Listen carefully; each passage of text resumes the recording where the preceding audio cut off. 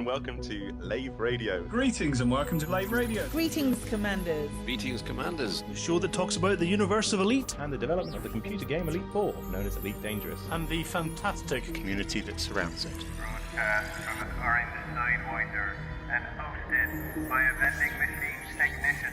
A place of nonsense and innuendo for forum dads. A self-contained podcast 2 hours long. Transmitting to every corner of the galaxy.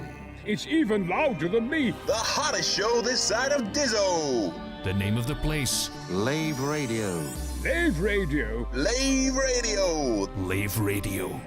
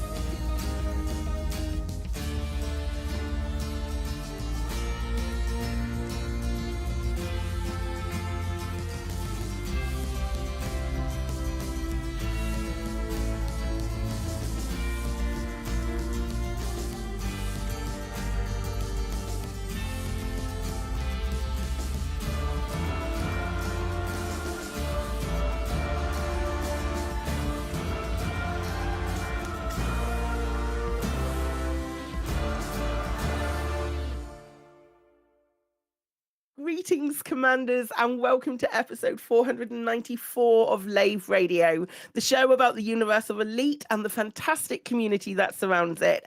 I'm your host, a very lurgy-filled Commander Psychic, and joining me in the orange Sidewinder bar for this episode are our SRV Banksy, Commander Alec Turner.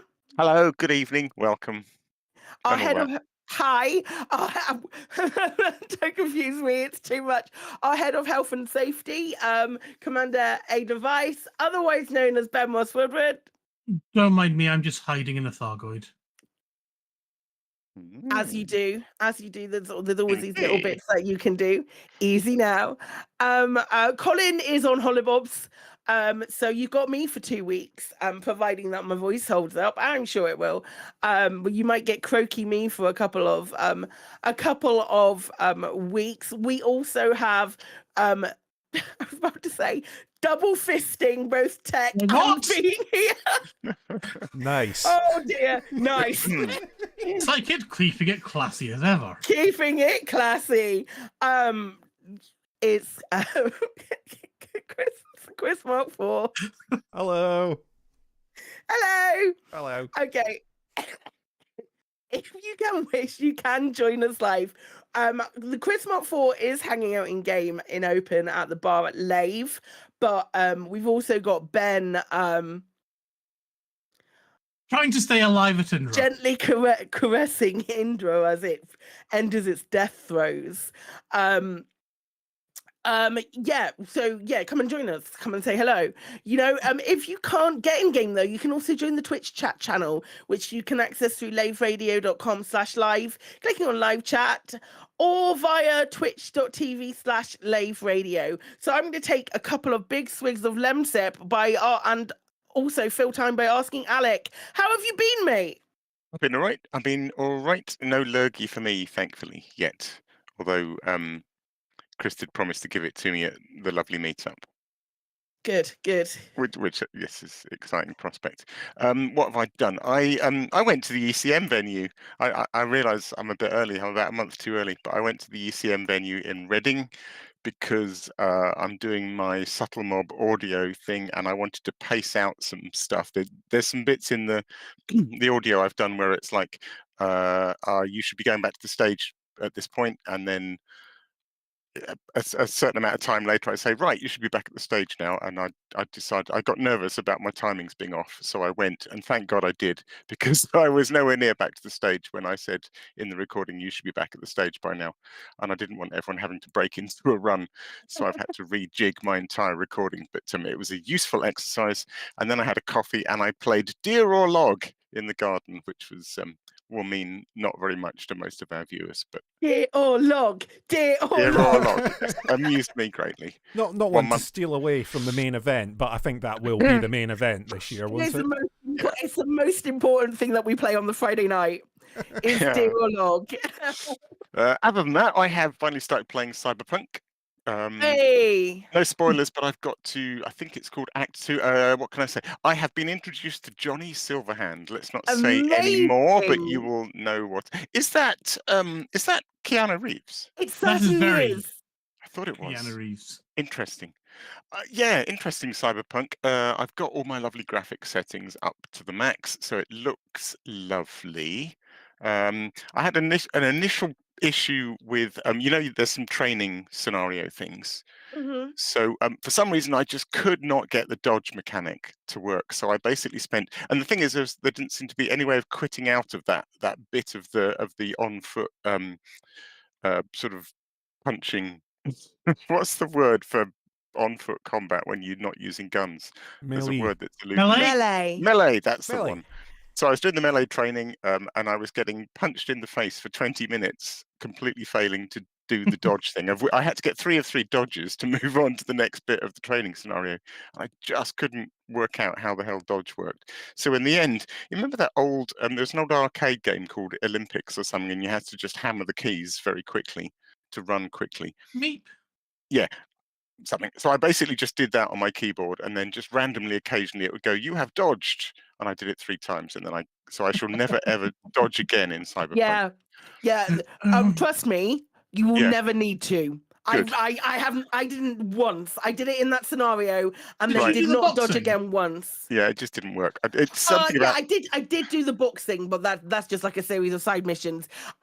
There was one more time, probably 40 hours later in, Okay. where I went, oh, I might need to dodge. Yeah. What was funny? There's a few things. One thing that was really funny, and I'm curious to know if everybody does this and if it's actually a little sort of in joke. Okay, so you start off with your character creator, and I messed around with it a while, but I wanted to get going, so I picked a fairly stock face and added some scars and stuff, But anyway, pick my character. So then I go off and I get involved in the first mission and do stuff, and then eventually you get to go back to your apartment for the first time, and there's stuff about you can look in the mirror to customize your appearance, and you can go to the wardrobe to change your clothes. So I do that. I go in the mirror and I think, oh, do you know what? I'll stick with my appearance. It's fine. And then I go to the wardrobe, and it turns out I've done the entire first mission stark bollock naked. Does everybody do that, or is it just me? Just you. I think that was just you. Exactly, that must be just you. I mean, it is a choice, but yeah. I don't remember being given the option to put clothes on. But anyway, so that amused me greatly. It's good. It's fun. I'm not sure I really like RPGs. It's a bit like watching a mediocre film and having to press F every 30 seconds. It's just, but it's No, I get that. I think that's an interesting analogy. I would say stick with it. yeah. No, I'm enjoying it, and I love I love the environment is amazing, and I love the characters and just looking around, and it's great, and I'm sucked into the story. The story is intriguing, but I just find I don't want to skip the dialogue bits, because that is the game in a sense. It's like it'd be ludicrous to skip it, because that is what that is the game. It's like skipping through all of Elite just to, I don't know, see the explosion, whatever. But what was I going to say? Some of the dialogue choices. Well, quite a lot of the dialogue choices, it's sort of fairly arbitrary, isn't it? They don't. I'm sure some of them do change the storyline, but it's like, oh, shall I bother saying option 3, or shall I go straight to option 1, which is the one it clearly wants me to say? And so I don't know.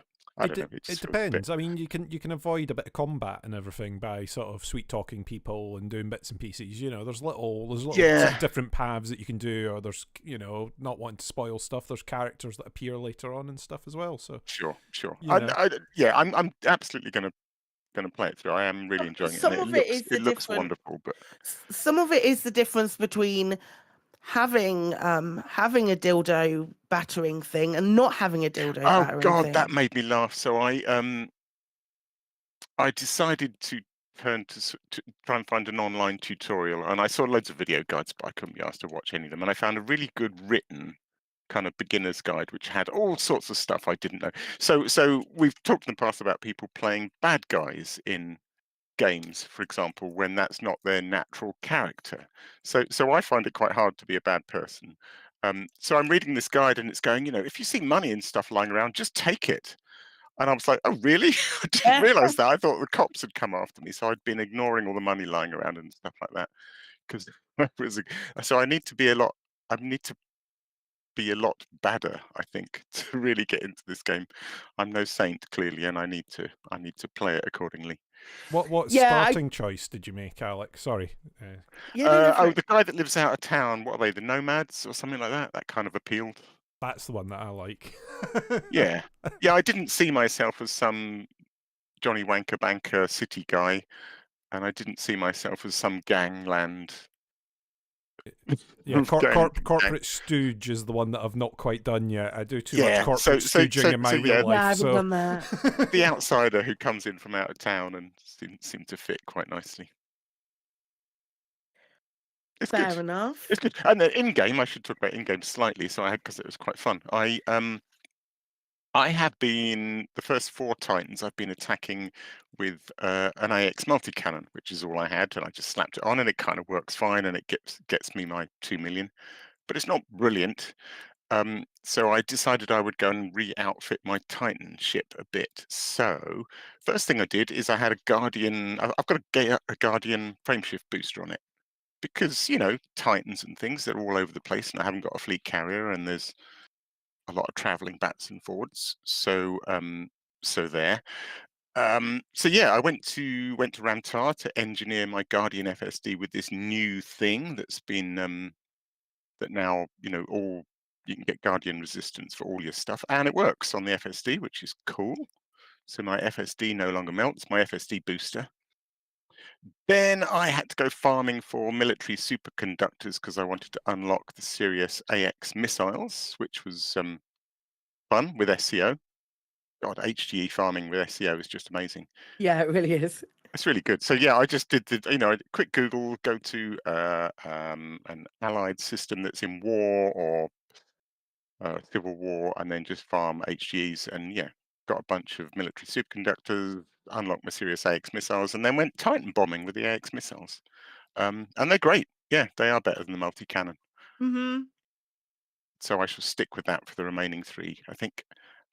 Yeah, and as we speak, I'm actually in the asteroid belt. I'm going to try and get a nice screenshot of Indra exploding from inside the asteroid belt. Very nice. Very nice. I mean, this might be a good time to say we plan on going on a little bit later tonight, she says, trepidatiously. Not in the show will finish at normal time, don't worry, it's fine. But after the show, we're having a bit of a Lave after dark while we watch Indra explode. So feel free to hang around with us on Twitch. If you want to come and join that, because we'll just be dicking about in chat, chinwagging and watching Indra explode. It'll be fun. Anyway,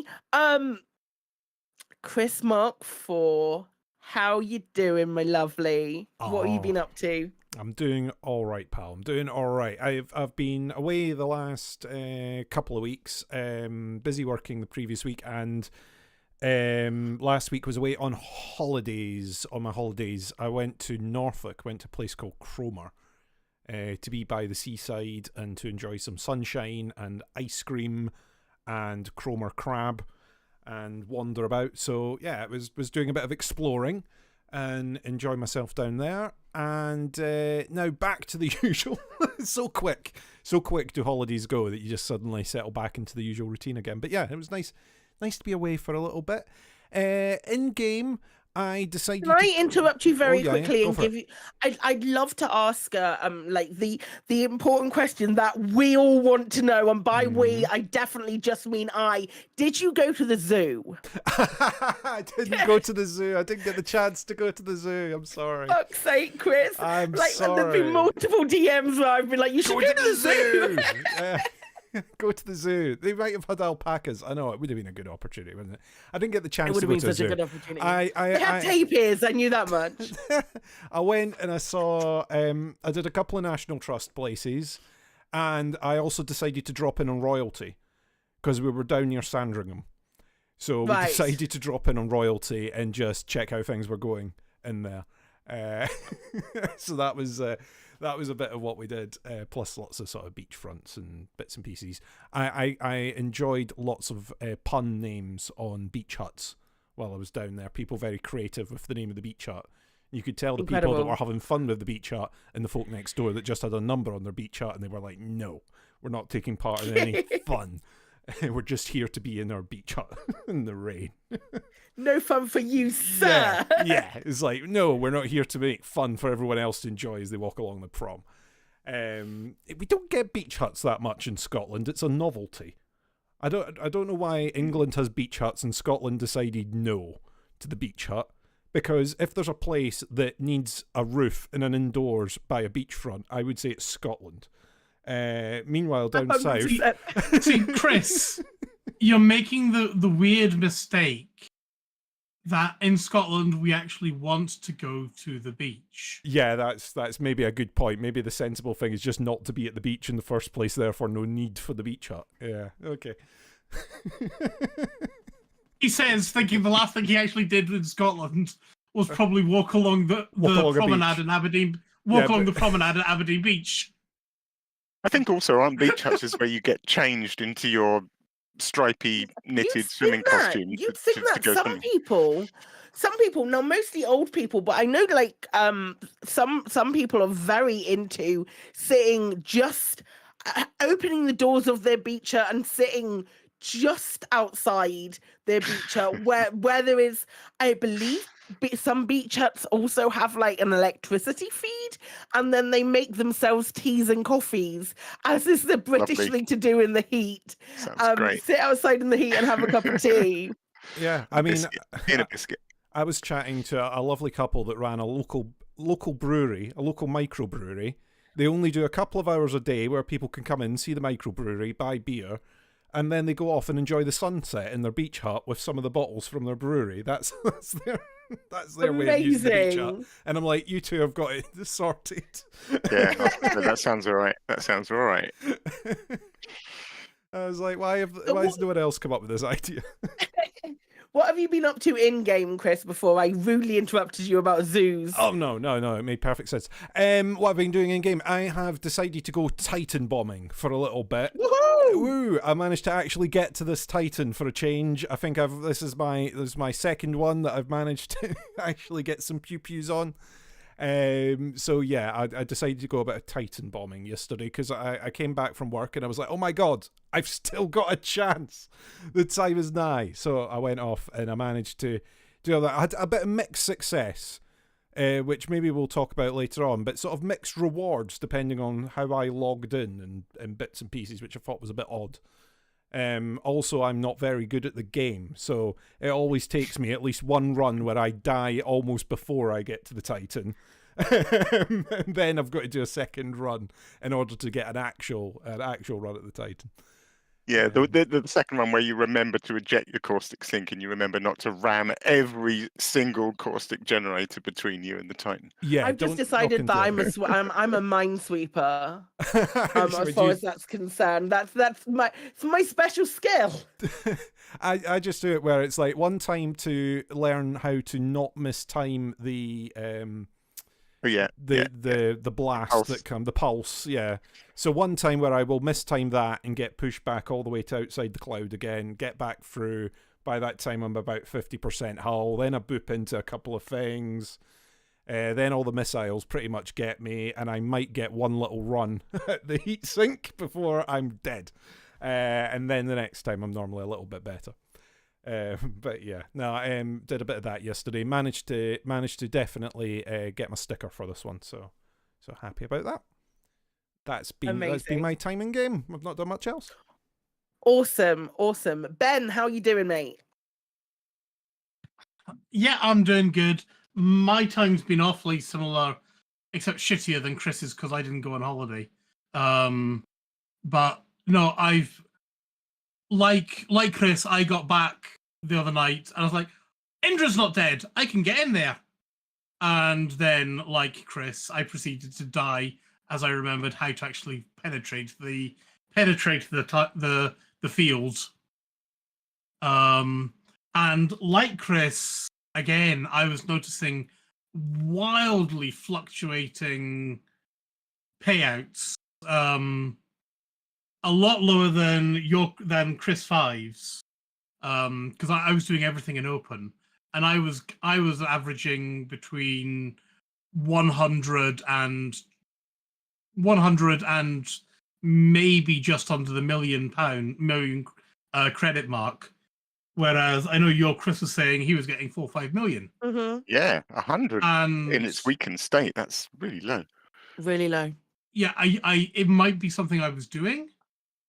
Not It might have shooting been the the core. fact I was shooting the core, I think. Right. You know, I was going daka daka daka, and I was firing my AX missiles at the core, and I'd weakened 3 of the cooling vents and things, and other guys had weakened other ones. So yeah, I don't know what was being done differently. Open mode But Titan bugs probably. It's still it might well be. notoriously I flaky, don't. isn't it? I honestly don't know whether it was the fact that I was being fairly adamant of doing everything in open, and I was having fun with the guys in open, so that was all right. But yeah, my payouts were a lot lower than Chris Five was noticing. But I got about 4 or 5 million, so yeah, we'll call that good. And I should get my sticker, which makes me happy. Hey! This is your first one, Ben. This is my second sticker. Oh, okay. So I will now have 2 stickers.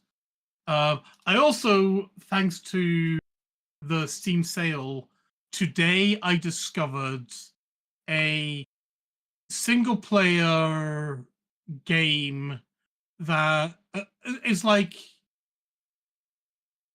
I guess, sort of imagine Frontier Elite 2's graphics and things like that, and the same kind of 1984 Hitchhiker's Guide to the Galaxy Elite style humor.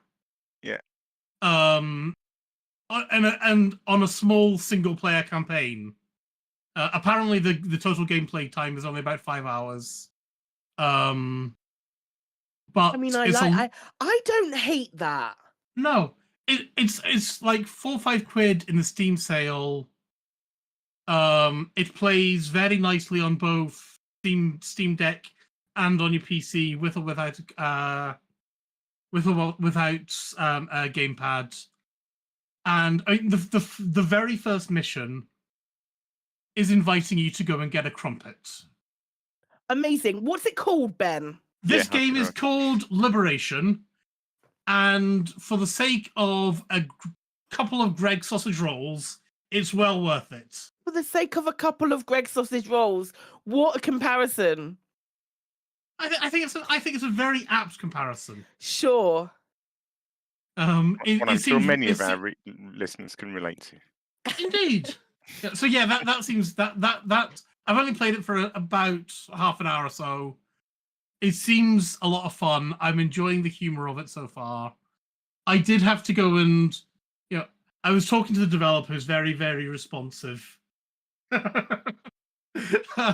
was very responsive on Steam. Because I was like, hey, this is awesome on my PC and on my Steam Deck. Any chance of getting not crossplay, any chance of getting Steam saves? And he's like, I could do it, but I don't want to do it because we're going. Oh, that sky was very close. I'm doing one binary, and that one binary is going to Steam, is going to itch.io. It could go to GOG.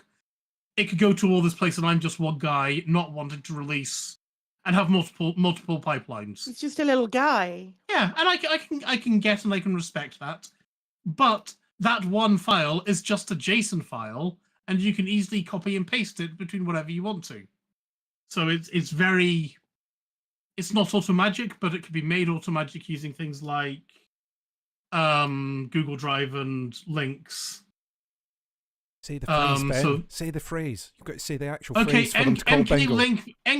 MK-link/J and LN-S. If you do that, then you'll be able to you can automatically save your things. Cool. Got to say how That's not hard the can thing it you be? wanted, though. How hard There can it it be? was. Oh right, okay. How hard can it be? It was yeah, so that was fairly easy, assuming you know how to make links. There's people with drinks poised to their lips, just Yeah. waiting for those words. It's like I'm trying to take part in a hanging on drinking my game here. lemsip. What else have I been doing? I did social things. I went to a party and I went to a pub and I purchased of alcohol and things. Wow. So Nice. yeah. I think that's the first time in I don't know how long I've actually been outside and socializing. So that was fun. I'm doing that in 2 weeks. And aside from that, it's all been boring work and family, and trying to keep people who don't want to be alive, and trying to keep people who deserve to die, keep them alive too. Things like that. It's all good. Wow, cool. Okay, wait, good. Pivoting from that, it was so fast that you might get whiplash. What have I been up to this week? I've been getting a massive amount of lurgy in my face holes and filling up all of my brains. I haven't done much, I'm not going to lie, but the stuff that I have done has been really, really cool. We've played a fair amount of Elite. We did some Titan bombing. I did some rescuing of passengers earlier today, which was really, really cool. The other things that I have done, I watched what might be the best Grand Prix that I have watched for multiple years over the weekend. I understand what Katie is really, really into the national football at a national level, and she was saying about how nervous she was and how she was messaging me about how nervous she was towards the end of the England game, because it was a bit nerve-wracking when it went to penalties, the most recent one. And I was like, I can't relate. It was fun, but I can't really relate.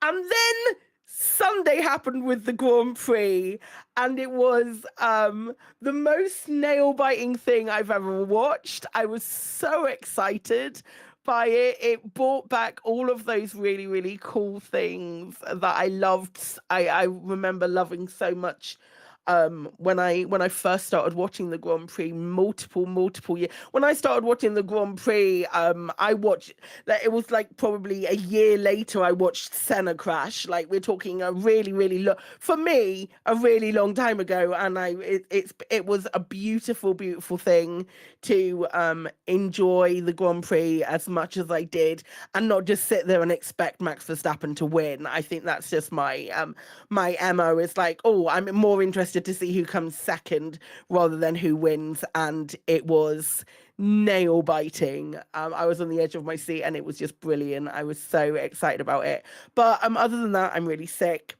I also had a really, really wonderful opportunity today, in fact, with this voice, to sit down and chat to one of the co-founders of Kyokan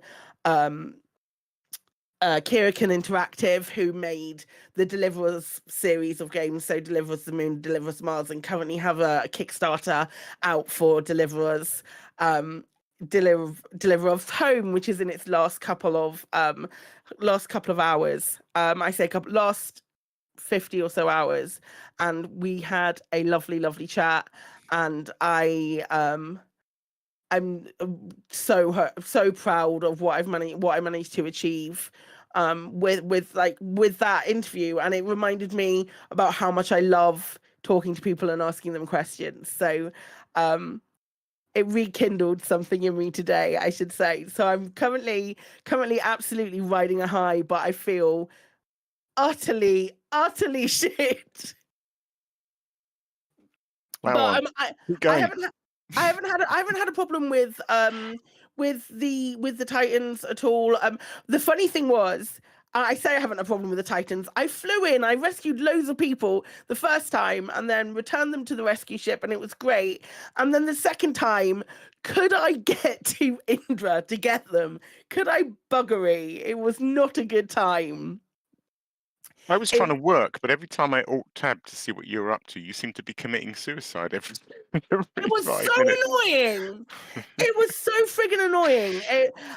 I was taking arguably the wrong ship for it because I was in a Corvette, and the Corvette is pretty slow. And as soon as a Cyclops interdicts you, it just can't get out of that.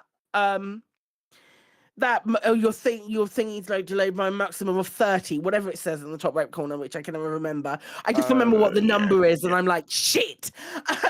But it was that, and that was the thing that was really, really, really hampering me. So that's something. But the first one was fine, and it took me a full half an hour to get to Indra. So I literally got to Indra and had to explode and then go and do this interview. But at least I could prove that I'd done it. I even switched to an SCO drive to try and get there quicker, but it didn't help because I got interdicted literally getting to the Titan. I managed to fly straight through the Titan. With the interdiction, I literally went all the way through it, and I didn't think you could do that, but it is what it is. But yeah, that's been my week. I hope, hopefully I feel better soon. We should say. Okay, so let's move on to the development news. What have the devs said this week? Actually, a fair amount. Really, we had a thread appear on the forums about changes to the Thargoid War. So some of them, the more important parts are that Titans will now directly invade populated systems, skipping the traditional probing state. So unpopulated systems will no longer enter alert state. So they'll go straight into control, I believe. But also several populated systems will enter an alert state. So there'll be different levels for people to go against and that kind of thing. Am I right in thinking my sort of reading between the lines, I suppose, was that populated systems are going to go straight to invasion and skip alert? No? Previously populated systems, I'm not entirely sure by that, honestly. I mean, I think the upshot is that we are getting more invasions again, which is great. And we're getting more planetary combat areas, which are the great things. And didn't we used to not get invasions because the systems would go to alert and then the AXI would defeat them really quickly and they'd never get as far as invasion. So yeah. So my reading, although they seem to sort of skirt around it, is that populated systems will go straight to invasion, but maybe I'm wrong in that. I don't know. It says here that several populated systems will enter an alert state. Okay. I wonder if they're picking and choosing which will and which won't, kind of thing. Maybe. I don't know. We'll see. Invasions, yay. It's cool. It might be a little bit unpredictable. Who knows? I'm sure they'll be able to fix it and figure it out quick enough. Also, Counter-Strike import AXCZs in previously populated Counter-Strike systems. One port will reactivate and have AXCZs available. The port will have rearm repair, but will not opt for missions. I think that's more talking about more sort of like port localized AXCZs. So literally, the more of those, the cooler it is, in my humble opinion. Yeah, my feeling on all of these changes, and so when we first got the Thargoid War ramping up, and then the Maelstroms and the Titans, there were all these kind of barriers to entry in place. I suppose modules you had to grind for, and I feel like Frontier have been chipping away at all these boundaries, and I feel like now, with just 3 Titans left, and it's still really interesting to wonder what they're going to do once they've all gone. Are they going to let all this stuff go or what? But anyway, regardless to that, I feel like what Frontier are doing is kind of letting us have at it. It's like have all the guns, have all the have all the Guardian stuff, have all the invasions. Just knock yourselves out. Have a blast with this, because It ain't gonna be around much longer. Yeah, question mark. I hope so. I know I've seen vague chatter along the lines of oh, maybe they're not going to do that. Maybe they're not going to get us into a position where we can't where it's going to go away forever. And I really hope that it remains the case that it is something that it's not. It has a finite period of time, you know.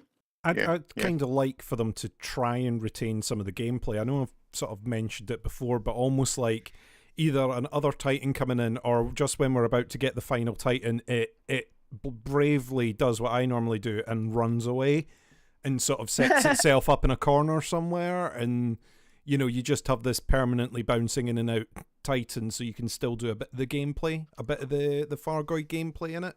I know it wouldn't be quite the same, but it would mean that they could have this little bubble that they maybe artificially hem them in so that they don't sort of accidentally spread just all the way out into the void, but sort of have this little permanent Fargoid bubble that's still ticking over. I mean, it obviously depends on what the narrative conclusion is to this whole situation of how it's pitched. But yeah, it seems a shame for them to have gone through all that work and then basically you get to do it a few times for the Titan and then it's gone. Never going to use that mechanism ever again. There's nothing to say that it won't be coming back at some point, or coming back into the Thargoid populated area of space. Maybe, I don't know. Maybe possibly. that permit locked little corner somewhere. Maybe. The only reason that and the only thing that is making me, I don't want to say certain, because nothing is certain with regard to what Frontier have planned for Elite, with the exception of the obvious base building. But I've made myself laugh, and if I laugh, I cough. The ship decal, the new ship decal that they've revealed for getting this Titan, now has how many Titans are left? 3. 3 inclusive of Indra? No, 3 after Indra. Oh. So this is the 5er. This decal will be 5. And so why does it look like that then? So talking about the ship decals that you get for taking down this Titan, that's been revealed, and basically it's the 5 stars. It's got some gold to it, and it looks kind of neat. But the middle star is like highlighted. Oh, filled in. So I mistakenly thought that Indra was the 7th, and then the 8th and the 9th would be the star on the left and the star on the right. Yeah. So does that mean that the 8th one is going to skedaddle? It doesn't really. I like your thinking, but you'd only need 4 stars, and you'd have 4 hollow stars. And then one of them would, and then eventually 4 filled in stars. So I wonder if it's. I don't know. I genuinely don't know. I looked at it and I went, oh, so there's 3 left then. If we kill this one, then everyone's got. Well, not everyone. Those people who have been fortunate enough to be able to be present at each one, have got all of the decals that they want. Now, if there's gonna be 3 more filled in stars. With Are we counting the guide in the middle of the decal? No, I'm talking about the stars. If we're gonna fill in 3 more stars, that leaves it looking skew whiff. Yeah, it doesn't work. So that's idea. I hadn't noticed the star was speculation wise, is this like a cheeky early indicator that maybe we're only gonna get? I don't know. I'm spitballing here, but I don't think I'm right. It's telling me there's going to be 9, and that doesn't work either. No, exactly. Ben, it's telling me it's a cock up. Oh, buddy, are you just salty because you've not managed to get any of them? No, I genuinely think this is, the stars are like your McDonald's, your 1-star, 2-star, 3-star thing. Yeah. And we've got a lovely shiny new decal And this is congratulations, you've killed 1 Titan. If you've got 2 Titans, then they give you 2 stars. 3 Titans, 3 stars, up to 5 Titans.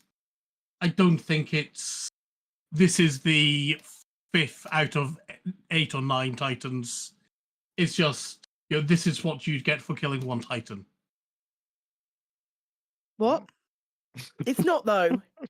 It's not though, mate. They've all been different. You'd know if you'd seen them, but they're all different. Well, I wouldn't have seen them because I've not had a chance to get them. This is the but decal for yeah. 5. This is the decal for 5, right? Yeah. I think this is the decal. This is the new decal that we're getting. Yeah. I just think that this is what they're going to be giving us from now on.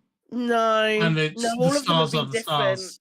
Mate, all of them have been different so far. Like, Have they all had weird numbers of stars as well? Well, they've all had different numbers of stars for the amounts of Titans. So they all had the original.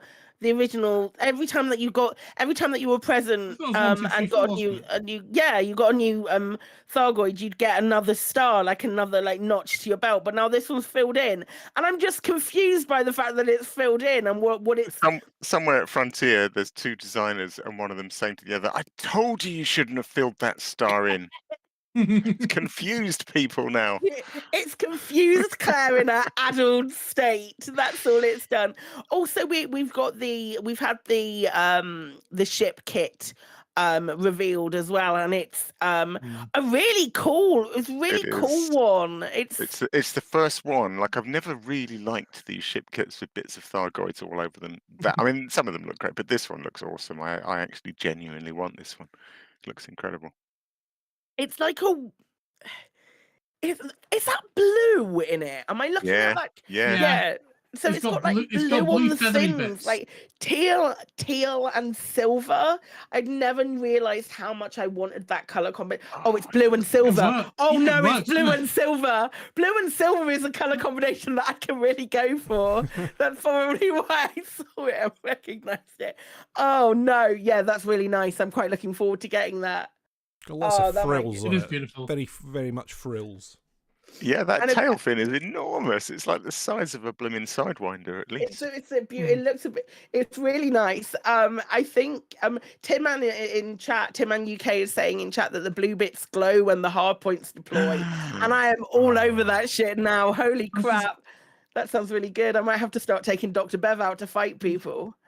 Do we know that, or is that speculation? No, I'm pretty sure they do light up when your hard points come out. Oh, I was wondering because I know you've had glowy bits for your cooling fins, and they do. No, on all of the build, on all of these particular ship kits, like the weird alien carapace kind of ones, they are they're definitely the coloured bits glow. That's really neat. That's really neat. Yeah, on the crate it definitely glows. So I know that the crate glows. I've seen that before. So that's cool. I really like that. The more I look at it, the more I like it, and that's really good. That's really good. I'm glad that we're getting. I see what Profane Pagan's going on about, looking like an axolotl as well. Yeah, they do. They really do with the front bits. Yeah. I really like that. Cool. We also, that's not all development news. We also had a mini update on the 5th of July. That was it's that whole thing. We're giving you all of the toys because we got a Ramtar's breakthrough to give us like the anti-Guardian Zone resistance modification on all of the Guardian weaponry, including the frameshift drive booster. Yeah. Confirmed. Have you tried it?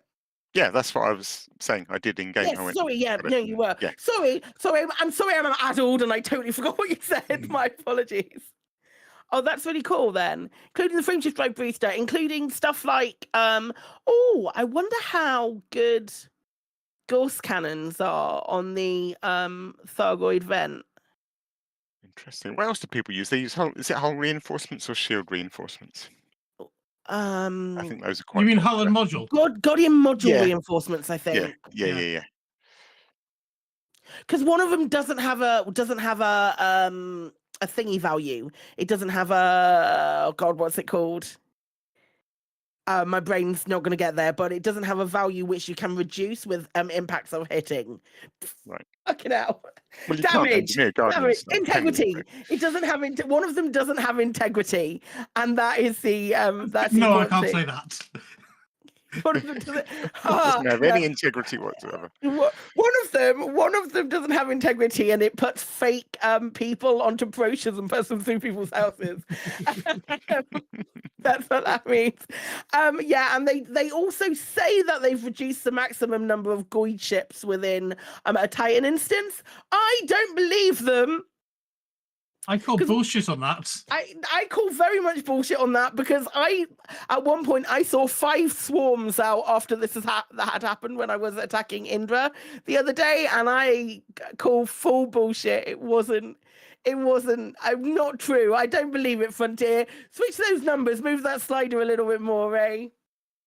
Yeah. Cool. I think in that case, unless anyone else has got any comments that they would like to make,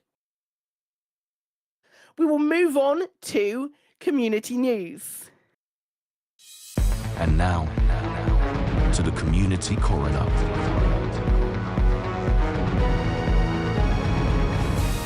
It's a dead game, innit, mate? Got a few bits this week, just a shorter one than normal, but a few good little bits. Nicey GY, but I think I like to be called Nicey. I think we shouted out the first of his blogs, and he's done another one called The Grind of Elite. Is it really necessary? It's just a nice little thinky piece about what grind is, what constitutes grind in Elite, I suppose, and do you have to do it? And I don't know. Yeah, it's a good little read, 5-minute read. Next one is we've got a fantastic video from it's pronounced Aviela Chuchka, I believe, a Russian YouTuber, and it's called the Kilimanjaro Imperial Courier Aerobatics in Elite Dangerous. Funnily enough, about 2 weeks ago, I was looking for some stuff for Community Corner and thought, I wonder if anybody does any kind of aerobatics or synchronized flying or stuff, and I went Googling and found some pretty old videos. And then this dropped this week, and it's fantastic. It's a really good music video, just straight off the bat. But then it's got some beautiful flying from a squad of 4 Imperial couriers just flying around canyons and things in, nice sort of synchronized flight. And actually, the guy's got a whole bunch of videos on his channel. It turns out they do this a lot. It's really beautiful, really good watch. Next thing popped up yesterday on Twitter. This is new. I can't say I've ever seen this before. Real Dan Fitz has made an Elite doormat. At least I assume he's made it. Maybe his wife's made it, or No, he did make somebody. it. It's incredible. It looks like a nice thick doormat, I suppose is what I'd describe it as. It's quite big. It's like about a meter by 1.5 meters or something. I was a bit cheeky, but I went and measured it, and it won't fit where our doormat is, which is a shame because it is going to be raffled at ECM, and it's glorious, and I love it. I also love it. I think that looks fantastic. Yeah. It's black and white for those that can't see it, and it has the white bit is the Elite logo, but it's the very stylized, simplified kind of blocky Elite logo. Yeah, it's a newer one. It's the newer design that they did. It's really, really nice. It's lovely. Dan's done such a good job with it. I'm going to be putting in some raffle tickets. Yeah, me too. Yeah, I love it. They did miss a trick with it though. Go on. And they should have had some lettering saying "Wipe on Commander." Yeah, no, it would never have got. It would never have got. It would no, it would never have got there. That's far too complicated. I think this is a relatively new hobby that that Dan's been doing, and it's just so good. It's got a weaving machine or something. I haven't seen the details of how it's made, but yeah. So there's loads of videos on you.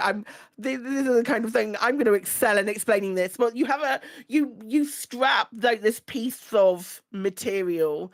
It's probably a specific material, but you strap it like a canvas, and then there's a gun that you have to be really, really steady with and go up and down the canvas with the different colors, and it basically just shoves the Wow. the thread, it's not thread, like whatever the material for the rug is, wool, if you will, through it, and you just go up and down, but you have to have such a steady hand, otherwise it gets really, really messy. And Amazing. then you go in and you shave it afterwards to make it all nice. And you also have to do bits to the back to glue it down. It's a huge process, and it takes a lot of kit. And I love seeing people's crafts and hobby crafts. It is a bit like a big tattoo gun with wool, and it takes like a really steady hand and that kind of stuff. It looks really cool. Sounds awesome. I'm totally Googling wool gun after this show to go see this thing in action. Yeah. What have we got next? We've got a new video from Ditto's Elite, who makes these lovely guide videos. Another nice one. It's called Day One Combat for Fun and Credits, and it's basically just going out in a pretty bog standard, off the shelf Sidewinder, going to a the places in asteroid fields where you get money. What are they called?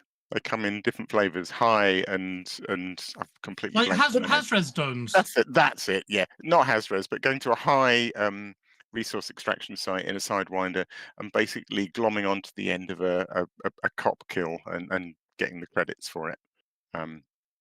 Yeah, it's a really good guide because it's a great way to make money. Actually, if you're a beginner, you get to see some combat. You wait until the police have basically taken the bad guys down to 20%, then you chip in with your little pop gun and claim all the money. It's good. And last of all, we have, I think I saw them in chat actually earlier, we've got Exania's Basic Bombing Guide, which I wanted to shout out, because it follows on from something we were talking on last week's show. I think we were talking about the Type 8, and we were talking about that it had this hard point at the back on the underside and what it might be good for. And we talked about the idea of dropping mines and using like a Type 8 to do carpet bombing or something with mines. And I don't think any of us had actually tried it, so we didn't know how well it worked or whether it was, feasible or anything. And it turns out Exania, who I sort of found over in Burr's Discord, this is his bag, and he has a whole guide on how to do it. And there's all sorts of different techniques for carpet bombing or, sort of more precise target bombing or apparently the best way to do it actually is to release your mines literally at the last minute of coming out of glide mode. So a steep glide, when your ship's going, 2,500 meters a second, and at that last minute, if you sort of you drop the mines at that point. Apparently, and this is great that Elite does this because I rather suspected it might not, but apparently the sort of velocity and vector of your ship is passed on to the mines when you release them. So you can imagine you come screaming out of glide mode in a nice steep glide, and then you release your mines, and they just go zooming off down to the ground and strike the ground. So I'm totally trying this. It's going on my to-do list. But yeah, Exania's got a lovely guide which we'll include a link to, which just explains some of the different techniques and also, which I hadn't even thought about, is how to do it. And maybe make some money from it. I was just going to go and pick some arbitrary settlement and go and bomb the shit out of it and deal with whatever happened. But of course, the better way, I suppose, is to find yourself a mission where you're actually going to get paid to do it and maybe not killed in the process. Just going out and taking out as many innocents as you possibly can for no apparent reason apart from testing. Yeah. It's like, just testing the bombs, everyone, just checking the bombs work. My plan was to go to the first settlement I could think of and then basically go to camera view. So I'm filming from the side of the ship and then release all my mines and just get some lovely footage of them raining down on whoever happened to be below. But I'm now going to do it to people that deserve it, and not just innocent people. Oh, Lave Radio does not commend war crimes. I don't know. I mean, do we need to put the statement out there? Do we need to get the lawyer in? Do we not condone that? I mean, it's always shaky ground with us, like, So long as we're not hiring Pratt and Whitney. And that's it. That's my community corner for this week. Incredible. Hey, Chris, do you think we might be able to just I know I'm throwing you under the bus, but do you think we might be able to just throw in a couple of adverts here? We might do some more later, but I'd love some now if that's okay. We all know what it's like. You're busy managing your settlement when suddenly the alarms go off. Oh no, not again.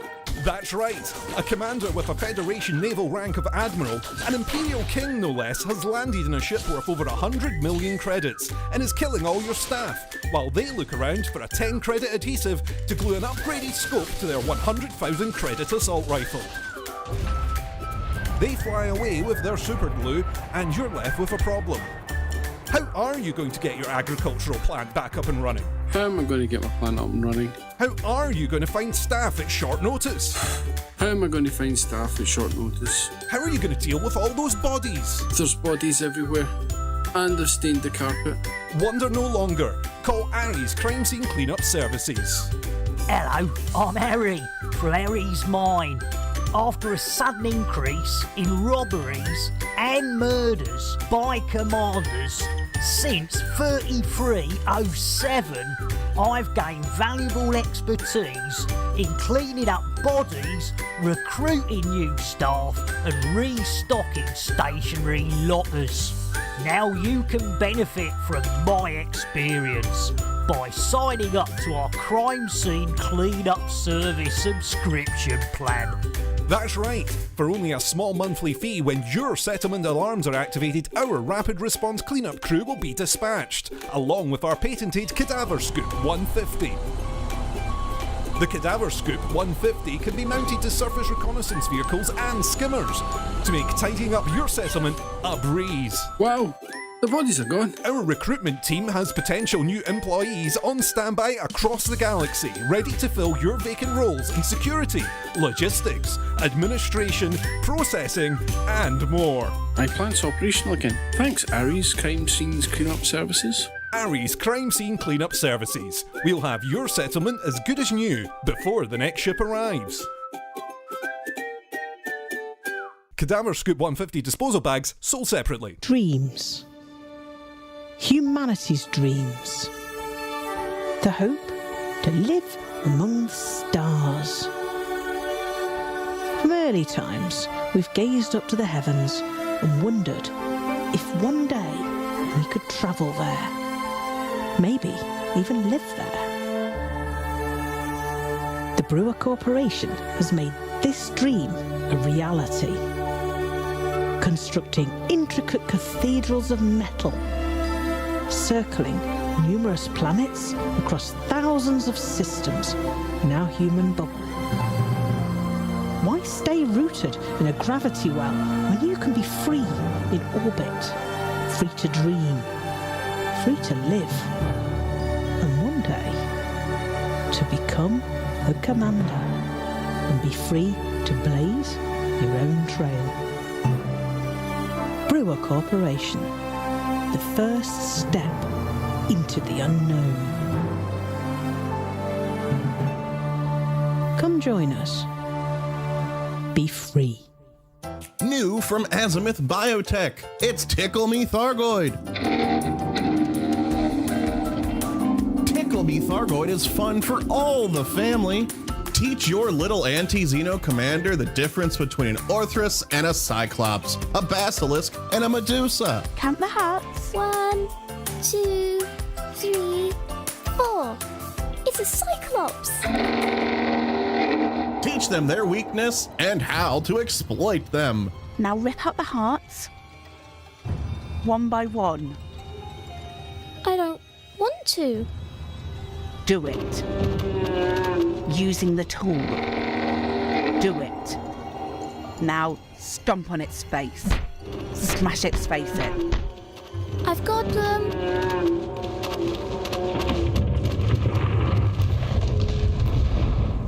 Tickle Me Thargoid. Available now from branches of Lave Toy Depot and other retailers.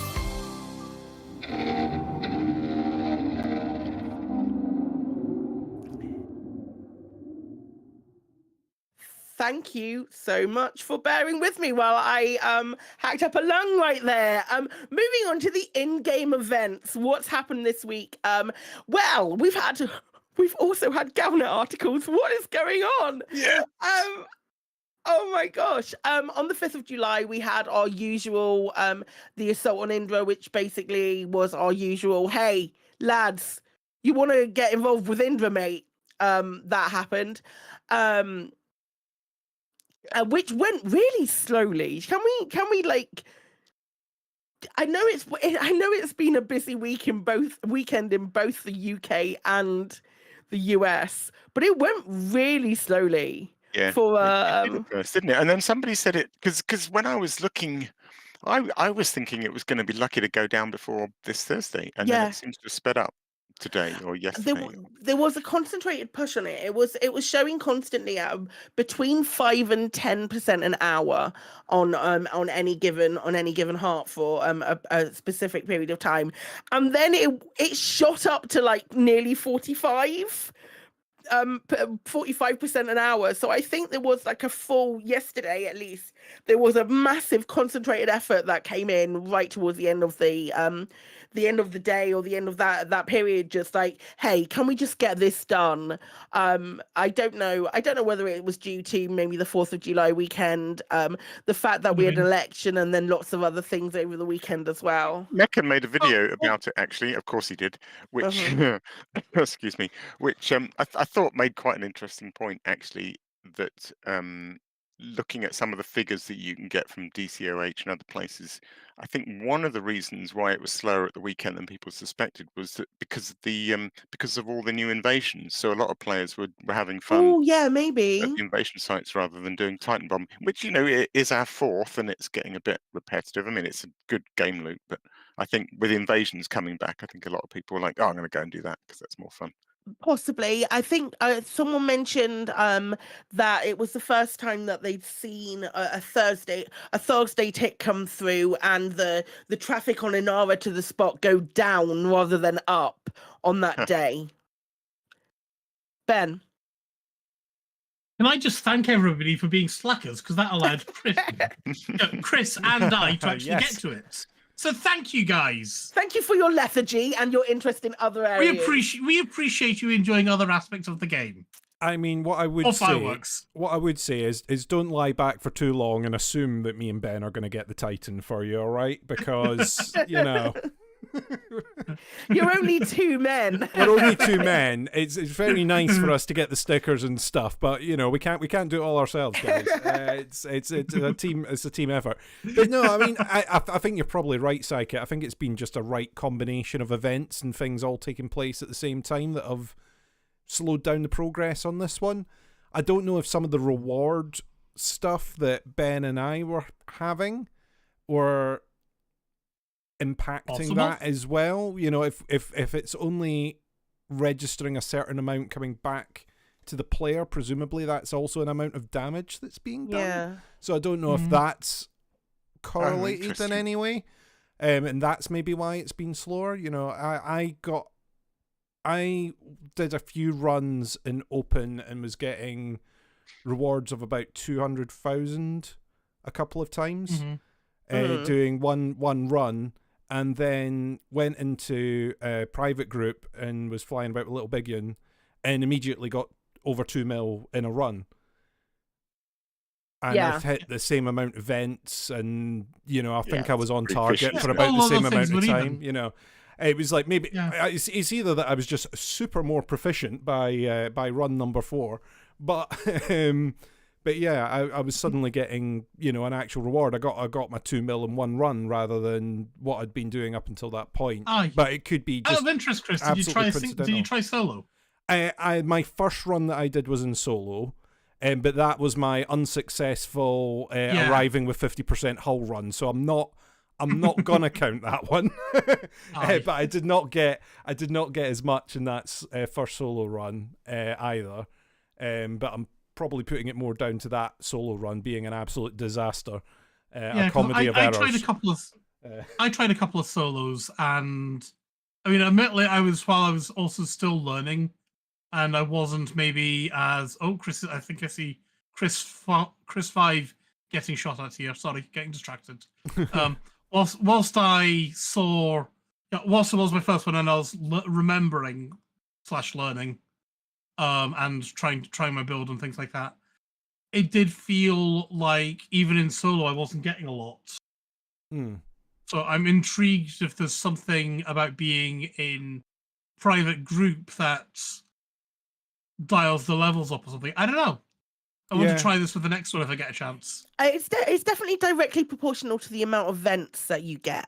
Yeah. And I'm not talking about you personally necessarily, maybe. No, you as a group. But you as a group, how many of the vents you get? Because in turn, it gives you effectively more time shooting the exerted core penis thing. You know, I know when we were in open, every vent was done, and then we were all shooting the penis. Yeah.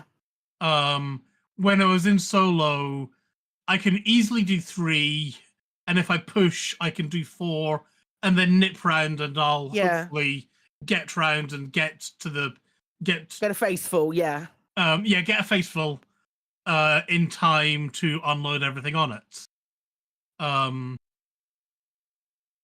So I know in open we were getting all the vents, but I don't know.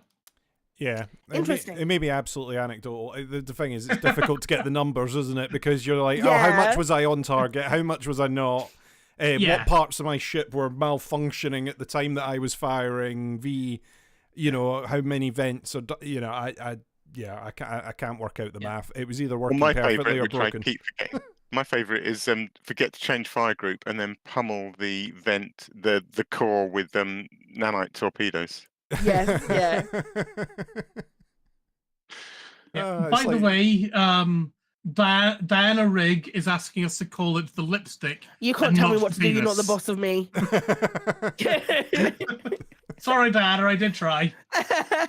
We then got a on the 6th of July. We got we've talked about it already, but we got the in-game alert confirming that we've got the Guardian resistant nanite clusters being attached to everything. Ramtar refining the technology significantly, and also like he's been in liaison with Aegis, which you fucking love to see. You gotta love an Aegis mention in a PFED alert on the Galnet. And then today we also had an actual real genuine article, Galnet article, rather than just a Pilots Federation alert. But Vox Galactica released an in-depth piece about the economic impact of the Thargoid War on the galaxy's superpowers. So we're getting more superpower talk again, with an imminent power play adjustment coming, which is quite exciting. But yeah, there's a really nice piece. Does anyone have any thoughts about aforementioned piece? It's just great to see Galnets coming out again, and especially that last one. Know that there's somebody at Frontier still capable of writing these. And maybe maybe the demise of Galnet was premature. Look, or they've had these stockpiled for a little while. Or they've been waiting for the right digging moment. the last few out of the bottom of the Galnet barrel. And then it's like, hey, off to have your own playground. Don't take that away from me. I choose to believe that there are still people writing articles. I hope so. I genuinely hope so. I'm not a big fan of the idea of, you've seen some of the players of this fucking game. I'm genuinely not a big fan of the idea of any certain players wanting to try and take hold of the narrative for themselves. I'm not gonna. No. Yes. I'm not gonna lie about that. But yeah, it's very, very nice to have a Galnet article. Frontier, please, I beg of you, have a narrative team write some things and give people guidance, please. Tell us what's happened to Sojourner. Questions are being asked on the forum. Please tell us what's happened to these people. Please, and this is a recurring topic for me today. I really want closure on these characters that we've met. So I would like for that to be a thing. I'm sorry, Frontier. I really want these stories to have a nice conclusion. That'd be really lovely. Chris Five has just said in chat that she went to Fife and there were no survivors, and I feel that that's really mean. Sounds legit. It tracks. I think then at the end of the in-game news, what I'd like to do is run another very small ad break, and then we'll come back with our main discussion. Are you thinking of suing over missold Python protection insurance? Had an accident in an airlock or slipped in a space station cargo bay and thinking of suing for compensation? Well, don't. I tried to take my ship commander to court for making fertiliser out of my crewmates. Legal fees have left me with nothing, and now I'm hungry. All the time. At Watton Brittany, we take small print very seriously. We have a massive team of lawyers just waiting to block your case and ramp up your legal costs. I wanted a simple, no-win, no-fee arrangement. My case got blown out of the water by Watton Brittany, and now I have to rent out my arse for hydrogen fuel. At Watton Brittany, we have a saying, if you don't want a beating, stay out of our court. I was savaged by a wild creature whilst fixing a vending machine. Can't I claim compensation? No, you can't, because we have a massive team of lawyers and you're just someone who works for a living. Watton Brittany. Don't even think about it. Space is vast, and pirates have needs just like anyone else. Introducing the Lonely Pirate Handbook, the ultimate resource for lonely pirates. Our guide covers the hot spots and not spots of interstellar space, from smugglers' dens to space station taverns, with helpful chapters such as how to be presentable in polite society, how to get rid of that nefarious rank, and my favorite, occasionally shower. Are your early advances often mistaken for attempts to rob or plunder? Oh, I've come a long way for what's in your hold. Prepare to be boarded. Frameshift charge detected. Oh. Buy today and receive the Lonely Pirates Chat-Up Guide for free. I've got a very large hard point. Would you like to see my very large hard point? You're so hot. You're making my temperature critical. Lower your shields. I want to inspect the goods. Come back to my place. I might let you touch my A-rated anaconda. Are you smuggling illegal goods? Because you've got fine written all over you. The Lonely Pirates Handbook. Now available in all Anarchy bookstores. We'll teach you to loot anyone's heart.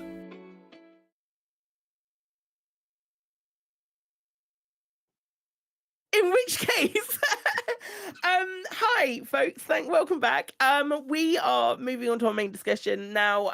I don't know if I've mentioned, but I'm a little sick, and when I'm sick, I like to do things that give me joy and give me a little bit of escapism, but are also super cozy and reliable and nice to do.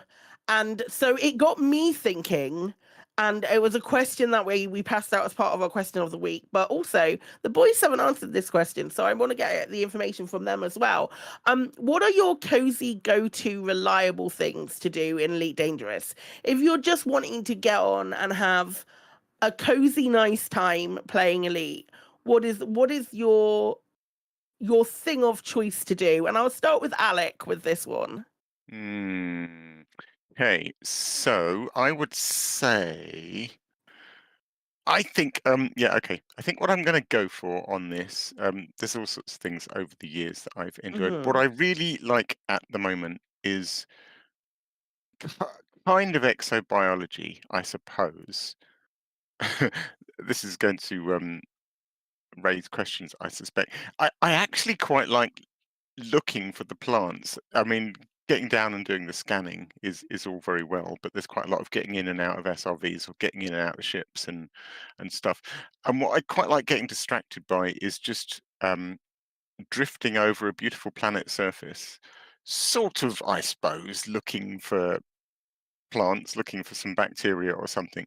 But really, I just tend to forget after a while. And I'm using it as an excuse to learn flight assist off. So I'm hopeless flight assist off for combat or anything kind of active. But for lazy stuff, I love flight assist off. I love the way the ship can just drift. So what I really like is just going down to a planet with the vague aim of trying to find some exobiology, but I tend just to get distracted and then just go drifting over the surface in flight assist off, just enjoying the scenery. And funnily enough, I actually do the same at the Titan. I've been using a sort of similar sort of technique at the Titan, specifically turning flight assist off when I'm Titan bombing, just because I love the way the ship moves, and it's actually a very sort of gentle and relaxed movement. The Titan, I suppose, is not so cozy because there's all sorts of shit exploding all around you. But certainly drifting over planets, flight assist off, vaguely keeping an eye out for plants, I do a lot, and I find that very relaxing. Nice. Nice. What's relaxing about it to you? I think just so with flight assist off, it gets very quiet. So when flight assist is on, the engines are constantly maintaining your position. So there's constant psh, psh, psh, psh, as the Yeah. thrusters are just going all the time. With flight assist off, it gets really quiet, and there's wind noise, which actually tends to get lost under the noise of the thrusters. But so there's just sort of a slight whistling wind, and I don't know. It's just the movement. I just find the movement of a flight assist off ship drifting over a planet surface very relaxing. And there's literally no kind of aim in mind whatsoever, really, apart from maybe keeping an eye out for a bit of Yeah. bacteria. But I kind of forget that. There's all sorts of other things, but I thought that's the one I'd throw out there because I figured nobody else would come up with that one. Excellent. Ben, what about you, mate? I think the most cozy thing I think I've done in Elite is I've always been a bit of a trucker at heart. So instead of doing smuggling, doing regular bulk haulage missions I always find that nice and relaxing. But I love just going to an asteroid field and just doing regular old-fashioned mining. Yeah.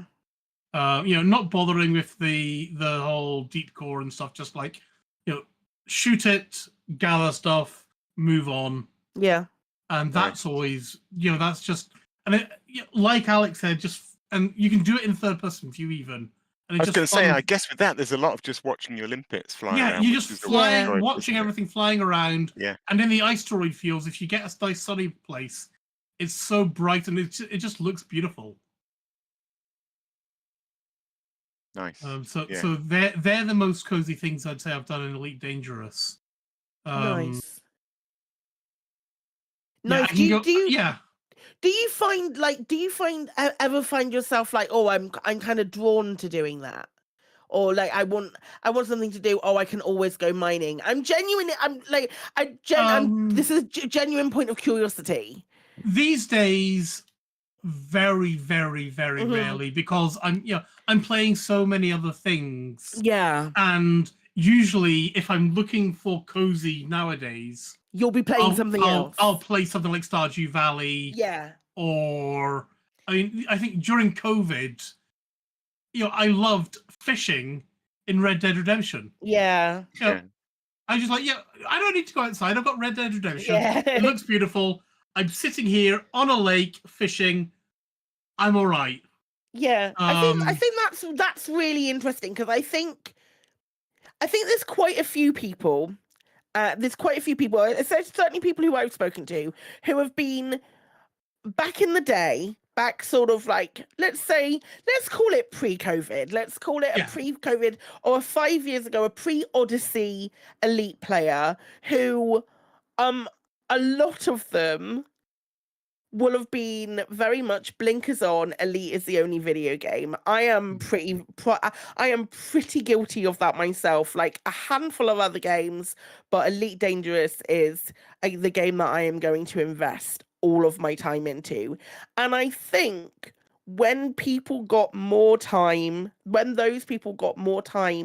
to invest in things that didn't involve them going outside, or things that was more restrictive, I think a fair few people went, hey, these other video games exist, let's go and take a look at those. I was even later than that. I was a much later bloomer than that, as far as recently as like Mass the Effect. middle.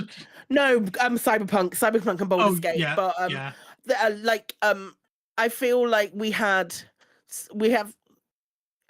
there were certain people who were so focused on one game and now are now aware of other games that they can play and fill that void with entirely. But it's that's a really interesting answer, because I'm kind of I agree with you almost entirely, Ben, on that. What about you, Chris? Me, yes, so, unless there's another Chris in here that I don't know. I mean, there's always another Chris in here. That's great. You're never get away from the Chris Collective. There is always a Chris, even if you're not expecting them. For me, like my sort of relaxing elite is a bit of space trucking, which may sound silly, but I quite liked being able to log in. It's the same thing I do. I like to be able to log in and just load up AGDB or whatever, and get a little route and just go off and do deliveries, play Space Trucker for a bit, be able to listen to a bit of music or put something on in the background, and I can do it for 30 minutes. I can do it for 15 minutes. It will not be very profitable within those 15 minutes or 30 minutes, but like I've run off and I've done a little bit of in-game time. It was what I did when I first started in Elite. I was trying to earn my credits and be able to buy a ship, and I set myself the little goal of I want to get a Type 9, and I'm going to be a trader getting my Type 9. And yeah, that was my sort of way in. I've done a bit of exploring, and when I did my sort of route to Colonia that took ages, I quite enjoyed that as well. Because again, you're just sort of hopping into a system, and then you go, oh, I quite fancy having a little look at that planet, and you go over to the planet. And that was before we had Odyssey. That was before we had the on-foot side of things to do as well. So yeah, I've kind of done a few little bits, but probably trucking would be my default. I sort of agree with Ben. I think there's other games that probably help you relax or clock off a little bit more, because a lot of what's in Elite is quite intensive, especially if you're going down the combat side, I guess. Yeah. If you're doing a lot of the missions, even if they don't intend it, will suddenly turn into a gunfight. Go and collect this box for me. Honestly, there won't be people waiting to shoot you with a gun.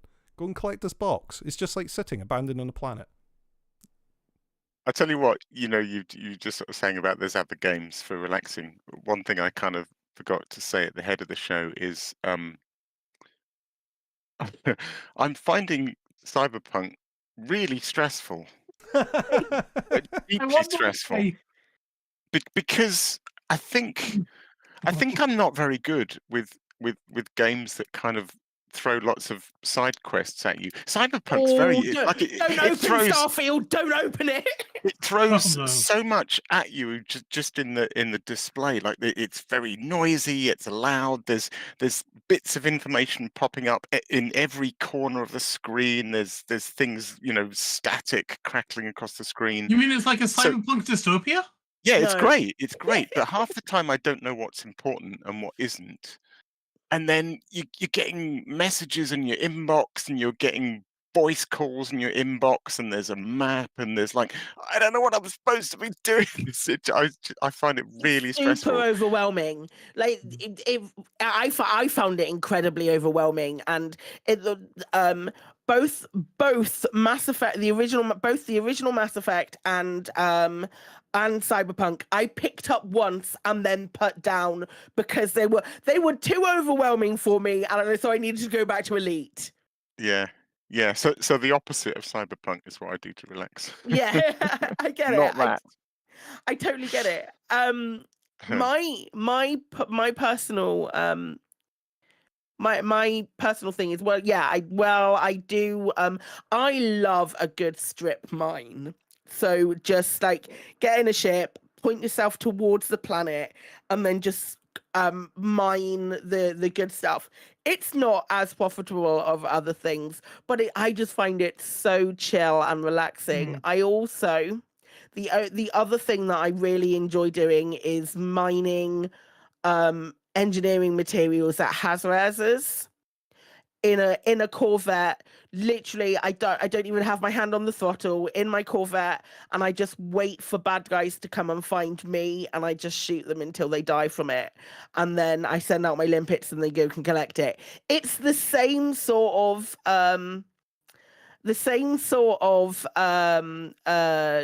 feeling as the mining part.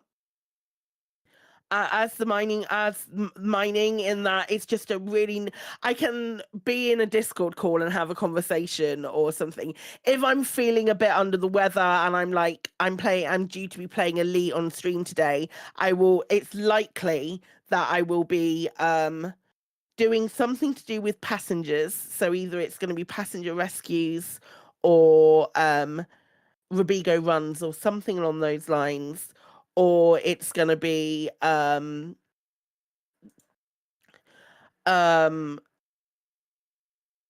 mining, or it will be just like sat killing people in a Hazraz and in my Corvette and just picking up their insides to om nom nom for sure. But those are mine personally.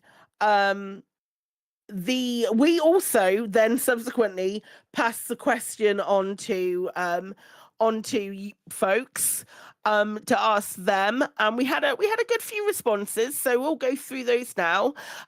Starting with Elvis Kremen, actual genuine Elvis Kremen, who says, not really being an explorer, my chill out time is doing the BGS. Recently, all that he's done is log in for Thargoid, Pews, or on for CZs. Brilliant. As a complete counterpoint to that, Commander Mad Dog says, it's definitely exploration for me. Nebulas, black holes. I love it. Yeah.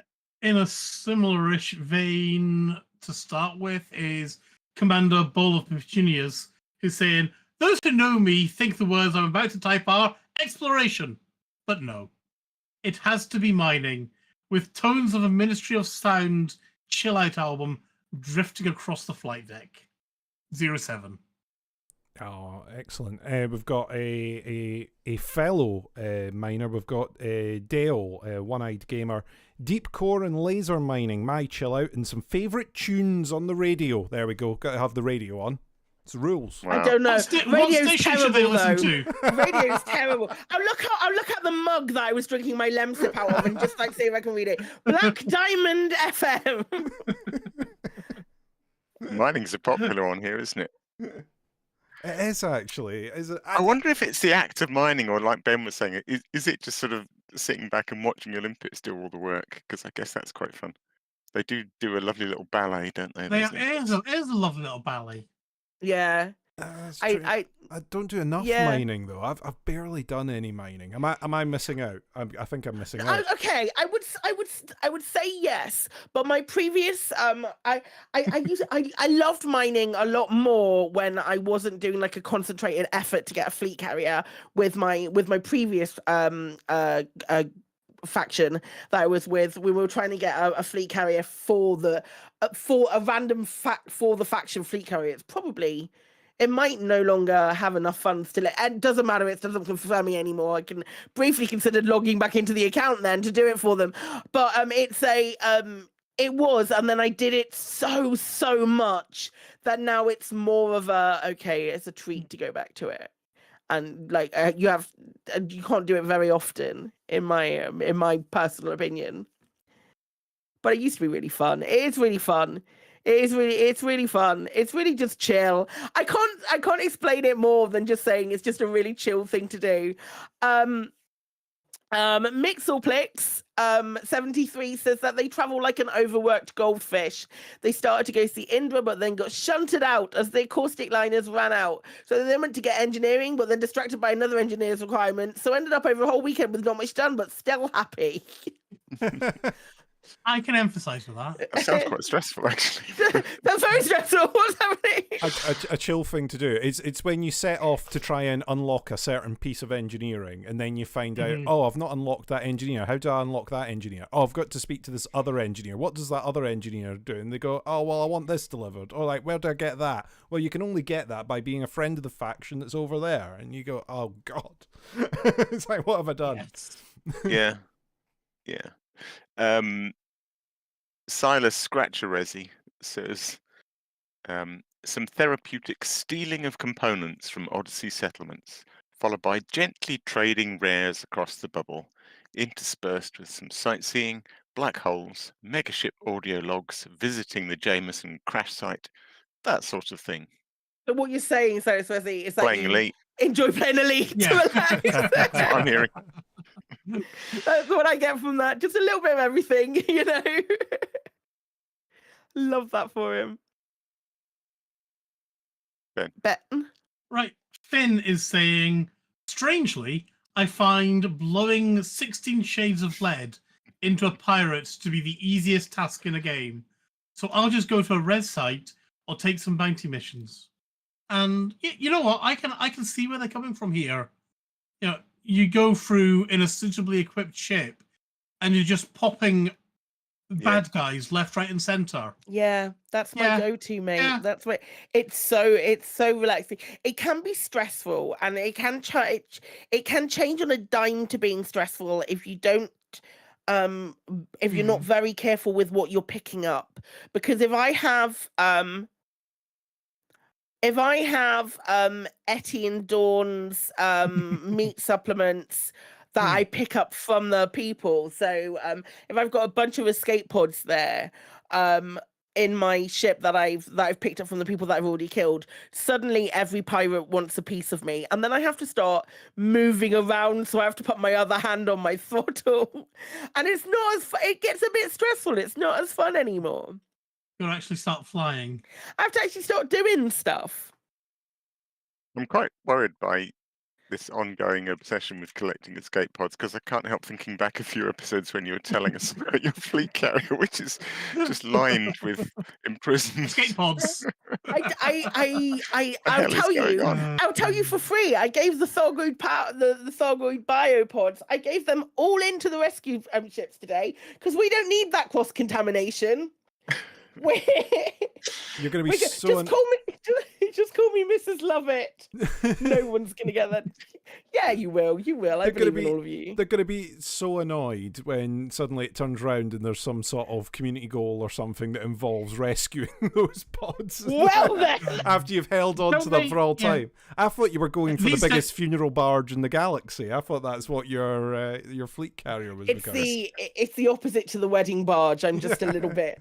It's like some bizarre Clare's House of Wax or something. Yeah, you may be distracted by my collection. I'm just collecting bodies. I don't know what the issue is with this. And these people are perfectly healthy. They're just got to get to the right temperature, you know? As soon as they get to the right temperature, they can then pass them over to my good friend Vlad, who is more than happy to help out. Oh dear. Right. Cerebus Blackwood is a bit like me. He says, oh, it's got to be mindless trade runs or pouncing on exobio as part of their relaxation.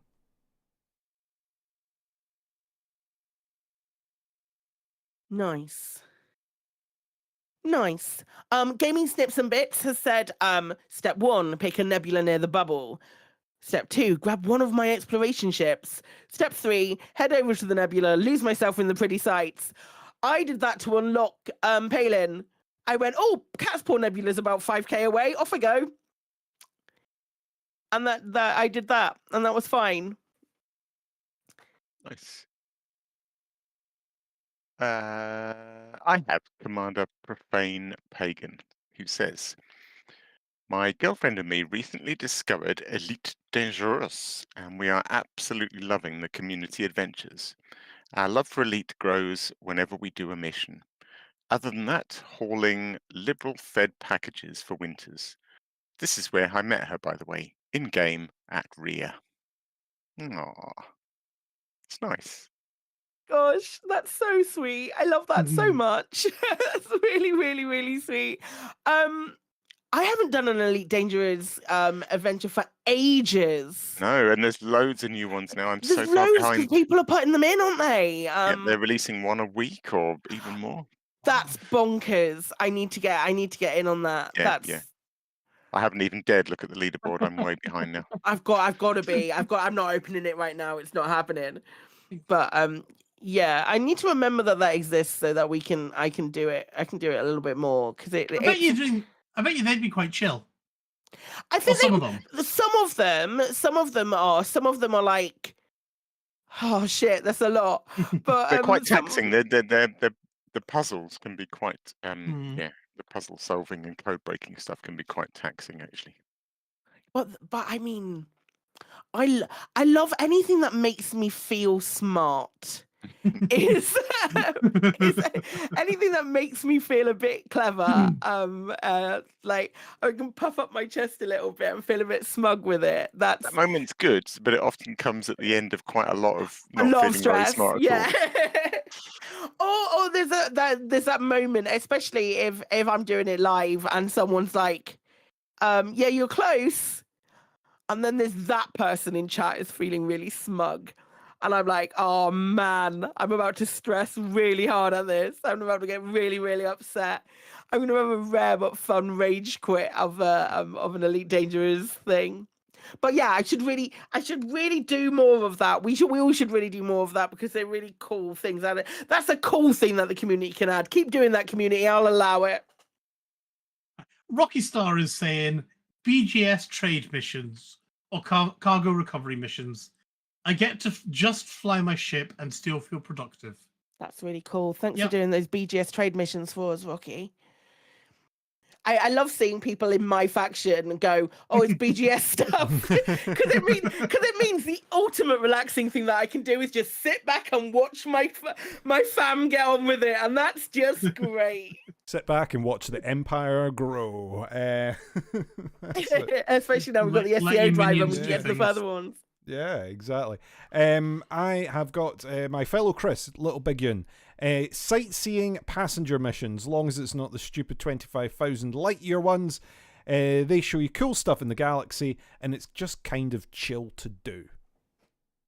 I mean, if you've got the SEO now, 25,000 light years goes like real quick. Yeah. So that's all good. So no excuses. Pick up some other ones. Can I be naive a second? Mm-hmm. How does the SEO drive help? Oh no, it doesn't. I'm thinking light years and light seconds. I got it mixed up. I'm sick, Ben. Okay. Yeah. I was like, am I being? No. It's me with the smooth brain in this particular instance. To be fair, there will be some beacons. You both agreed, so I thought it was not me. I thought it was me. There will be some beacons that are annoyingly far away from the star. Yeah, that's true. Imagine. Yes. So I will still. The SEO drive will still help. Oh man! Incidentally, has anyone jumped back into a ship that they've forgotten to put an SEO on, and then you suddenly sit there hammering the boost button, going, "What? I'm not flying all that way." Literally today, but it was only getting as far as Indra, and that's 3,000 light years. And I missed it then.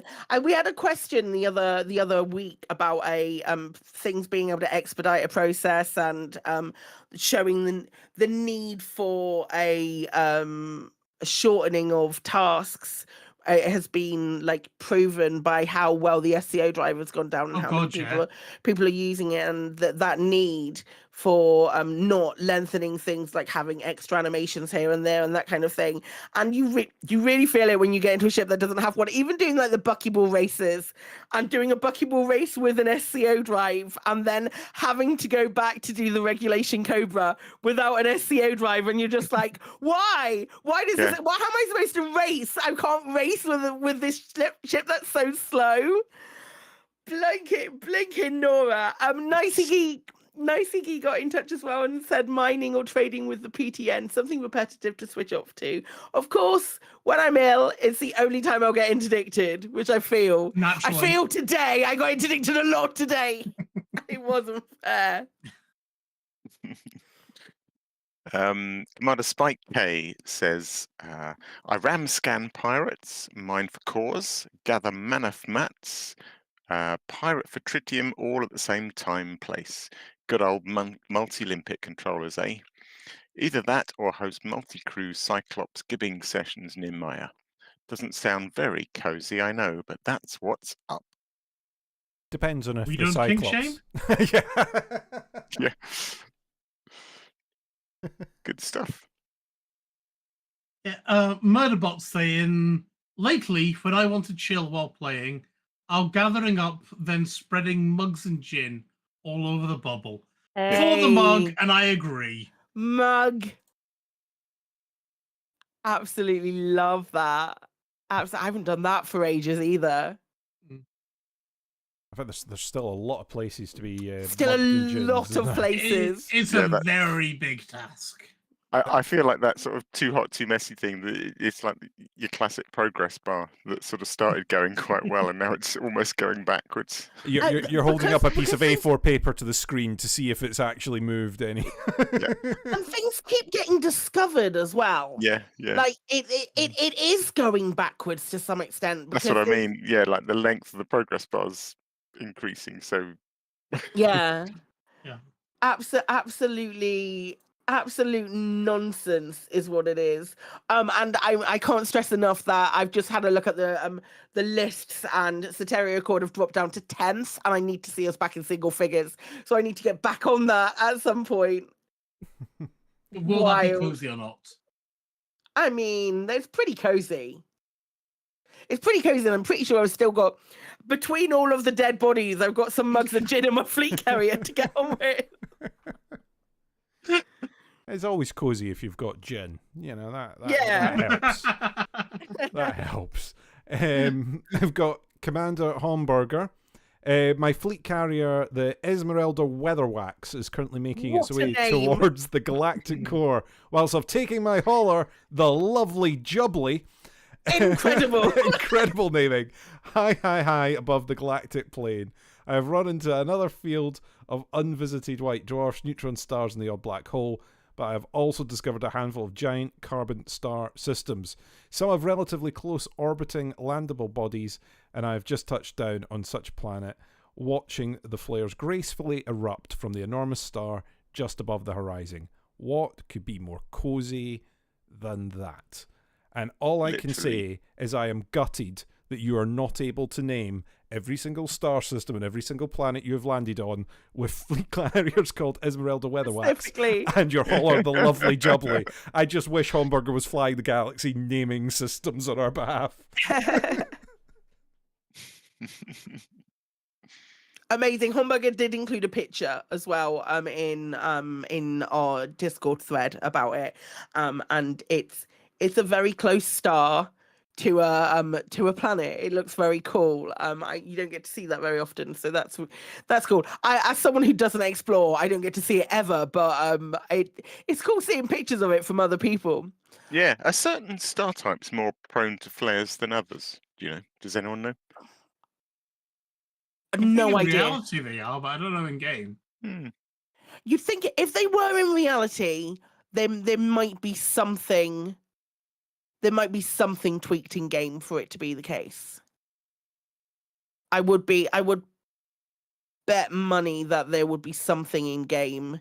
I wouldn't be surprised, because some stars do seem like they're these quite tight, seething balls, and then others do seem to be quite loose in that they have, flares and stuff coming off them all the whole time. Cool. Okay, Happy Moon Monkey has said that they play on a variety of setups: phone, laptop, ultra wide, and VR. Phone and laptop on multi-purpose daily BGS devices. Ultra wide, they'll tend to enjoy the more intense combat on, but VR is where they go to chill. Simple trading back and forth, experiencing the intensity of the stars when you jump to them. Atmospheric planetary landings remain the best. Seeing the sun or suns diffuse through an atmosphere as your busy nefariously smuggling slaves into an unsuspecting port is glorious. Using the camera suite in VR as an autodoc takes over, landed at an atmospheric port recently with twin suns in close proximity. I didn't bother with the menus when I landed. I just sat there soaking it all in. Yeah, I really like that. That was really poetic, Happy Moon Monkey. Yeah, it reminds me a little bit of the speech at the end of Blade Runner. You know, I've seen attacked suns on fire off the Yeah. off the shore of But I find it interesting that they do. I mean, I like doing trading in VR, but I love combat in VR. And it's the opposite of chill, but I adore combat in VR so much more than combat in Pancake Land. It's funny. I find that interesting.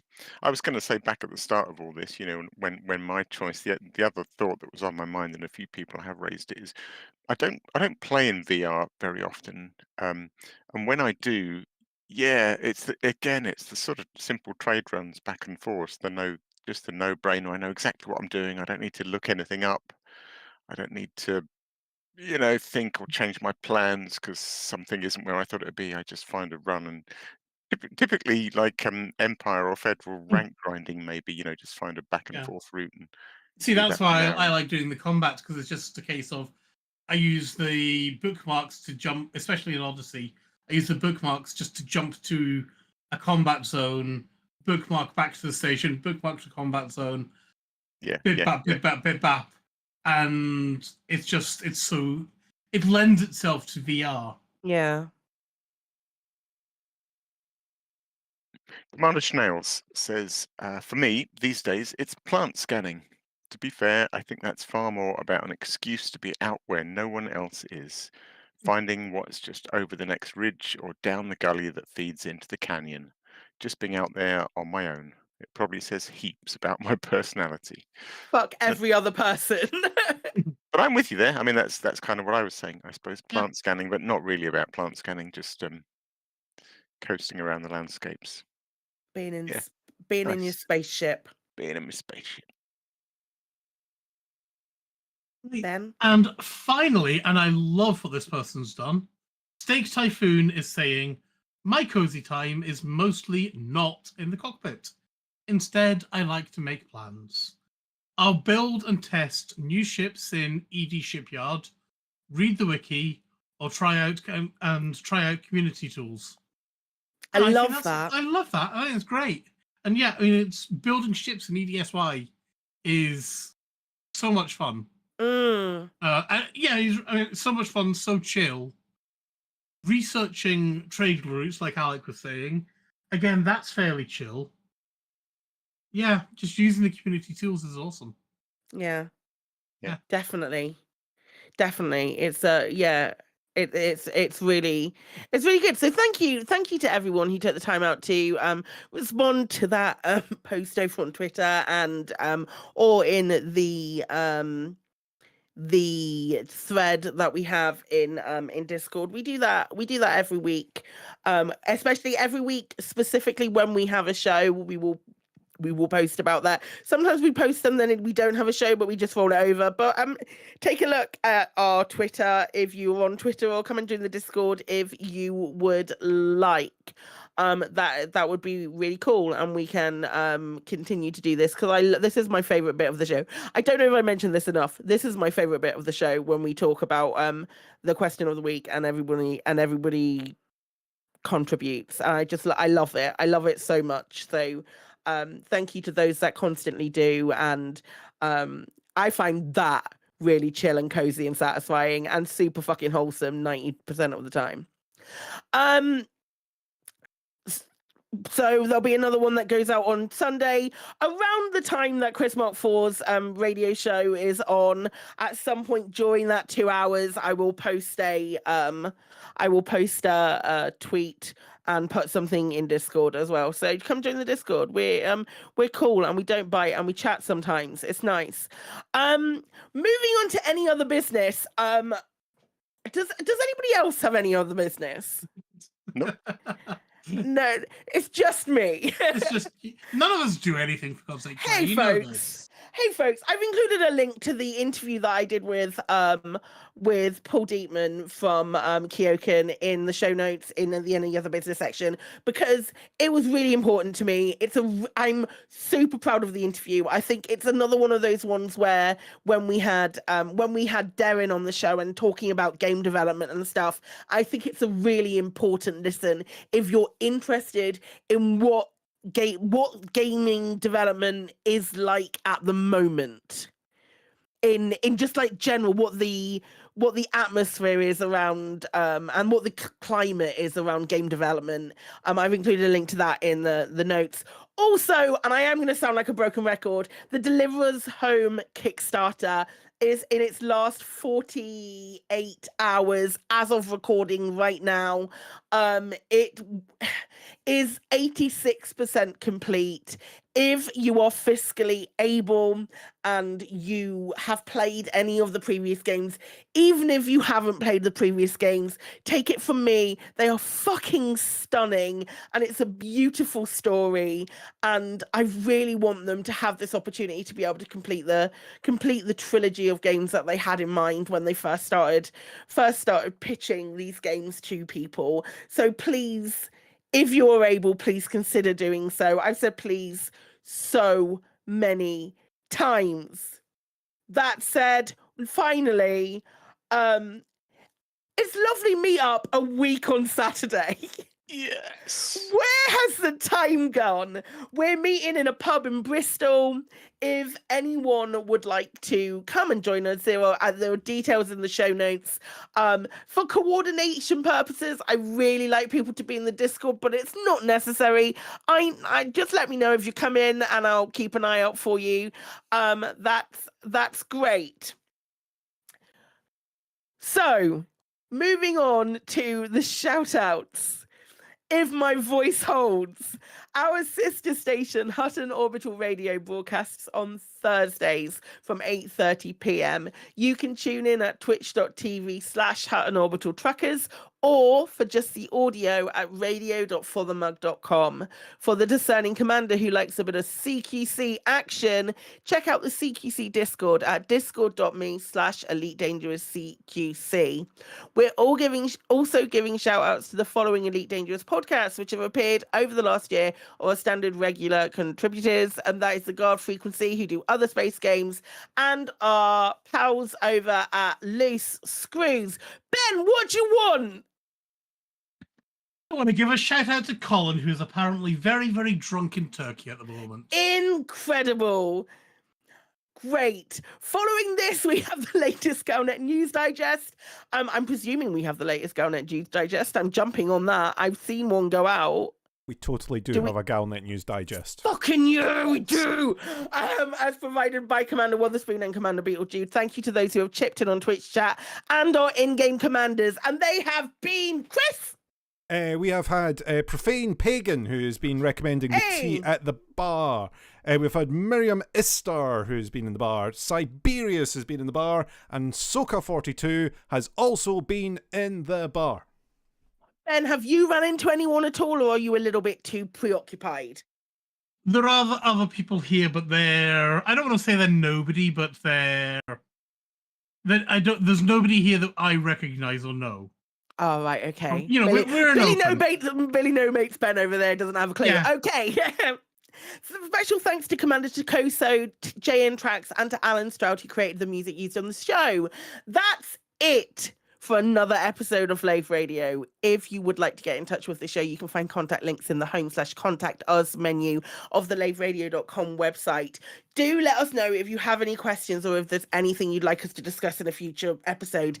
As a reminder, after the end of today's stream, we're going to be launching back into, let's call it Lave After Dark for shits and giggles, and we're going to be watching Indra explode right then and there, with some fun shenanigans, aren't we, Ben? We are. It's about 20 minutes now. Yeah, well, it's gonna be great. It's gonna be lovely and great, and I'm not gonna be talking a lot at all. I am, because I can't shut my mouth apparently. Yeah, T-minus 23 minutes. Perfect.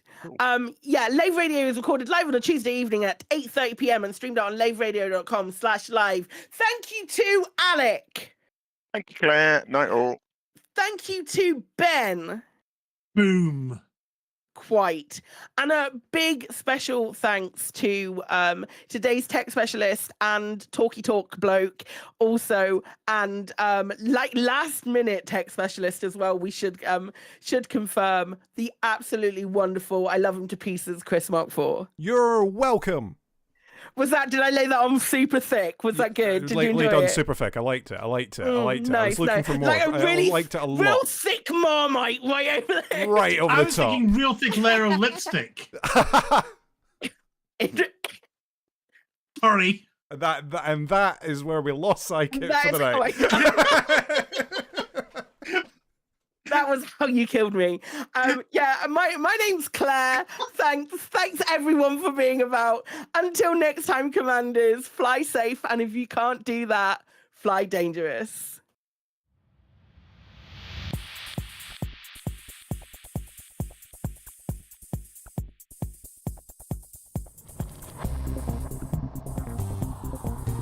Is your life like this? Sounds like someone having an orange inserted into them.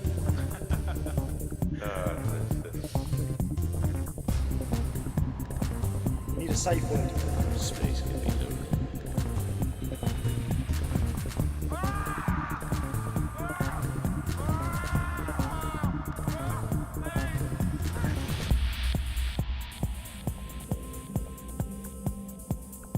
I'm going to see the galaxy.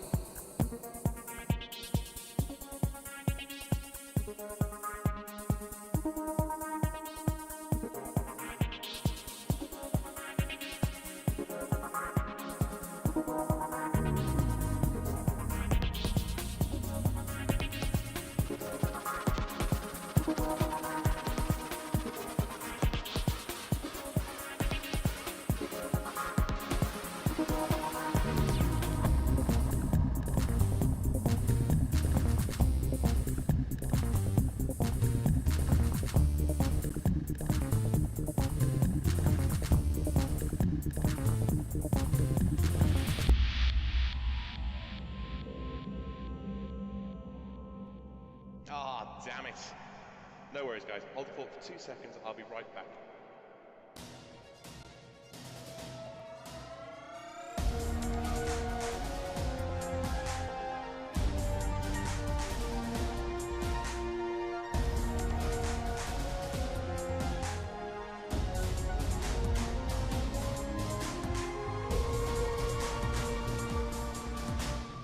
Galnet News Digest, 8th of July 3310. We read the news so you don't have to. In this week's news, we explain why Indra took so long to defeat. Ramtar refuses to modify azimuth weapons. And Prime Minister Aman explains why we're stronger together.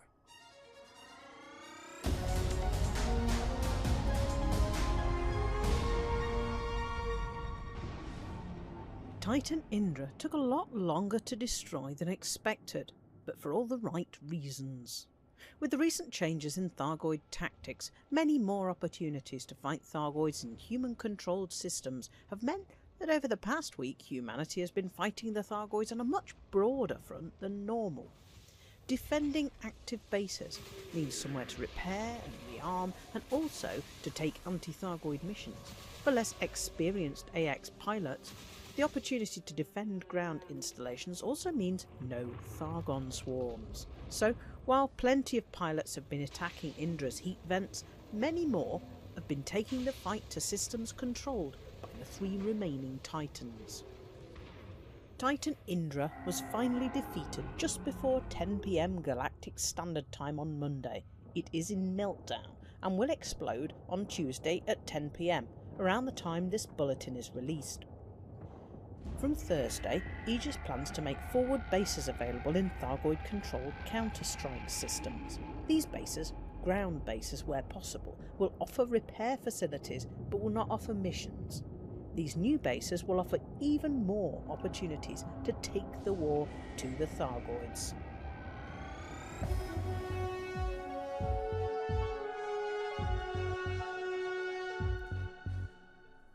Commanders are up in arms after engineer Ram Tah refused to apply his new modification to Azimuth's pre-engineered Guardian weapons.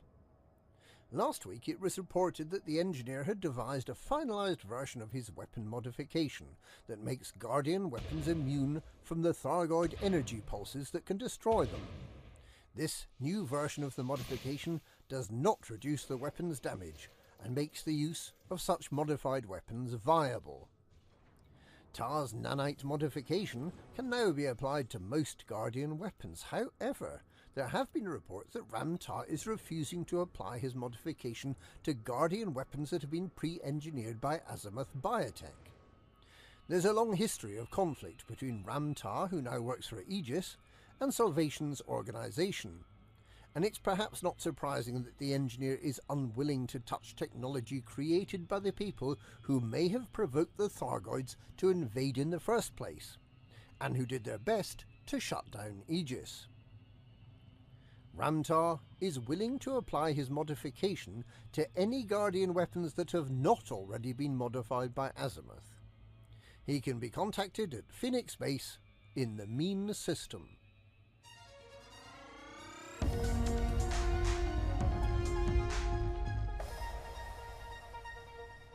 Mutual support is key to defeating the Thargoids, according to Alliance Prime Minister Edmund Marhan. The Federation and Empire beg to disagree. In a series of interviews published in Vox Galactica, Vanya Driscoll, who normally writes for the Alliance Tribune, asked leaders about the financial cost of the war as it enters its 21st month. Prime Minister Marhan was by far the most upbeat. While the financial burden of the war has been heavy, the Prime Minister describes the people of the Alliance as working together with a common sense of purpose. The Alliance's approach has been to defend all its systems, the smallest and remotest colony, just as much as its core systems.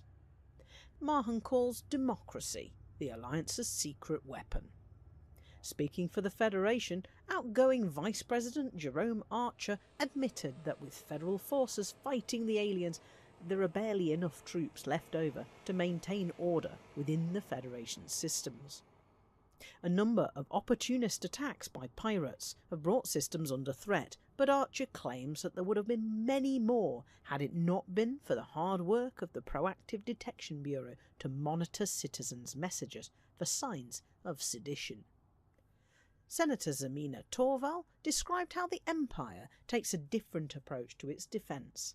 The outermost systems can be sacrificed to keep the heart of the Empire beating strongly.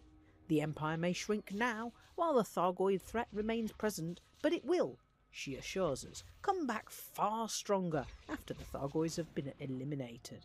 The temporary abandonment of the more remote Imperial systems is, Torval explained, a small sacrifice to pay. There was no mention by any of the leaders of the hostages that have been brought back from the Thargoid Titans. The Alliance has been rehabilitating its rescued citizens, but both the Federation and Empire continue to hold their rescued citizens in quarantine with no indication of when they might be allowed back into society. Neither did Jerome Archer make any mention of when Vice President-elect Isolde Rochester might take over from him. President-elect Felicia Winters, who was elected 9 months ago after an election that was delayed by 3 months, and who then had to wait an unexplained 4 months before taking office, did not then attend her inauguration, but has instead spent the first 5 months of what should have been her presidency helping the disaster relief effort in her home system of Rhea. It almost seems like she doesn't really want to be president. And that's this week's Galnet News. Galnet News, we read the news so you don't have to.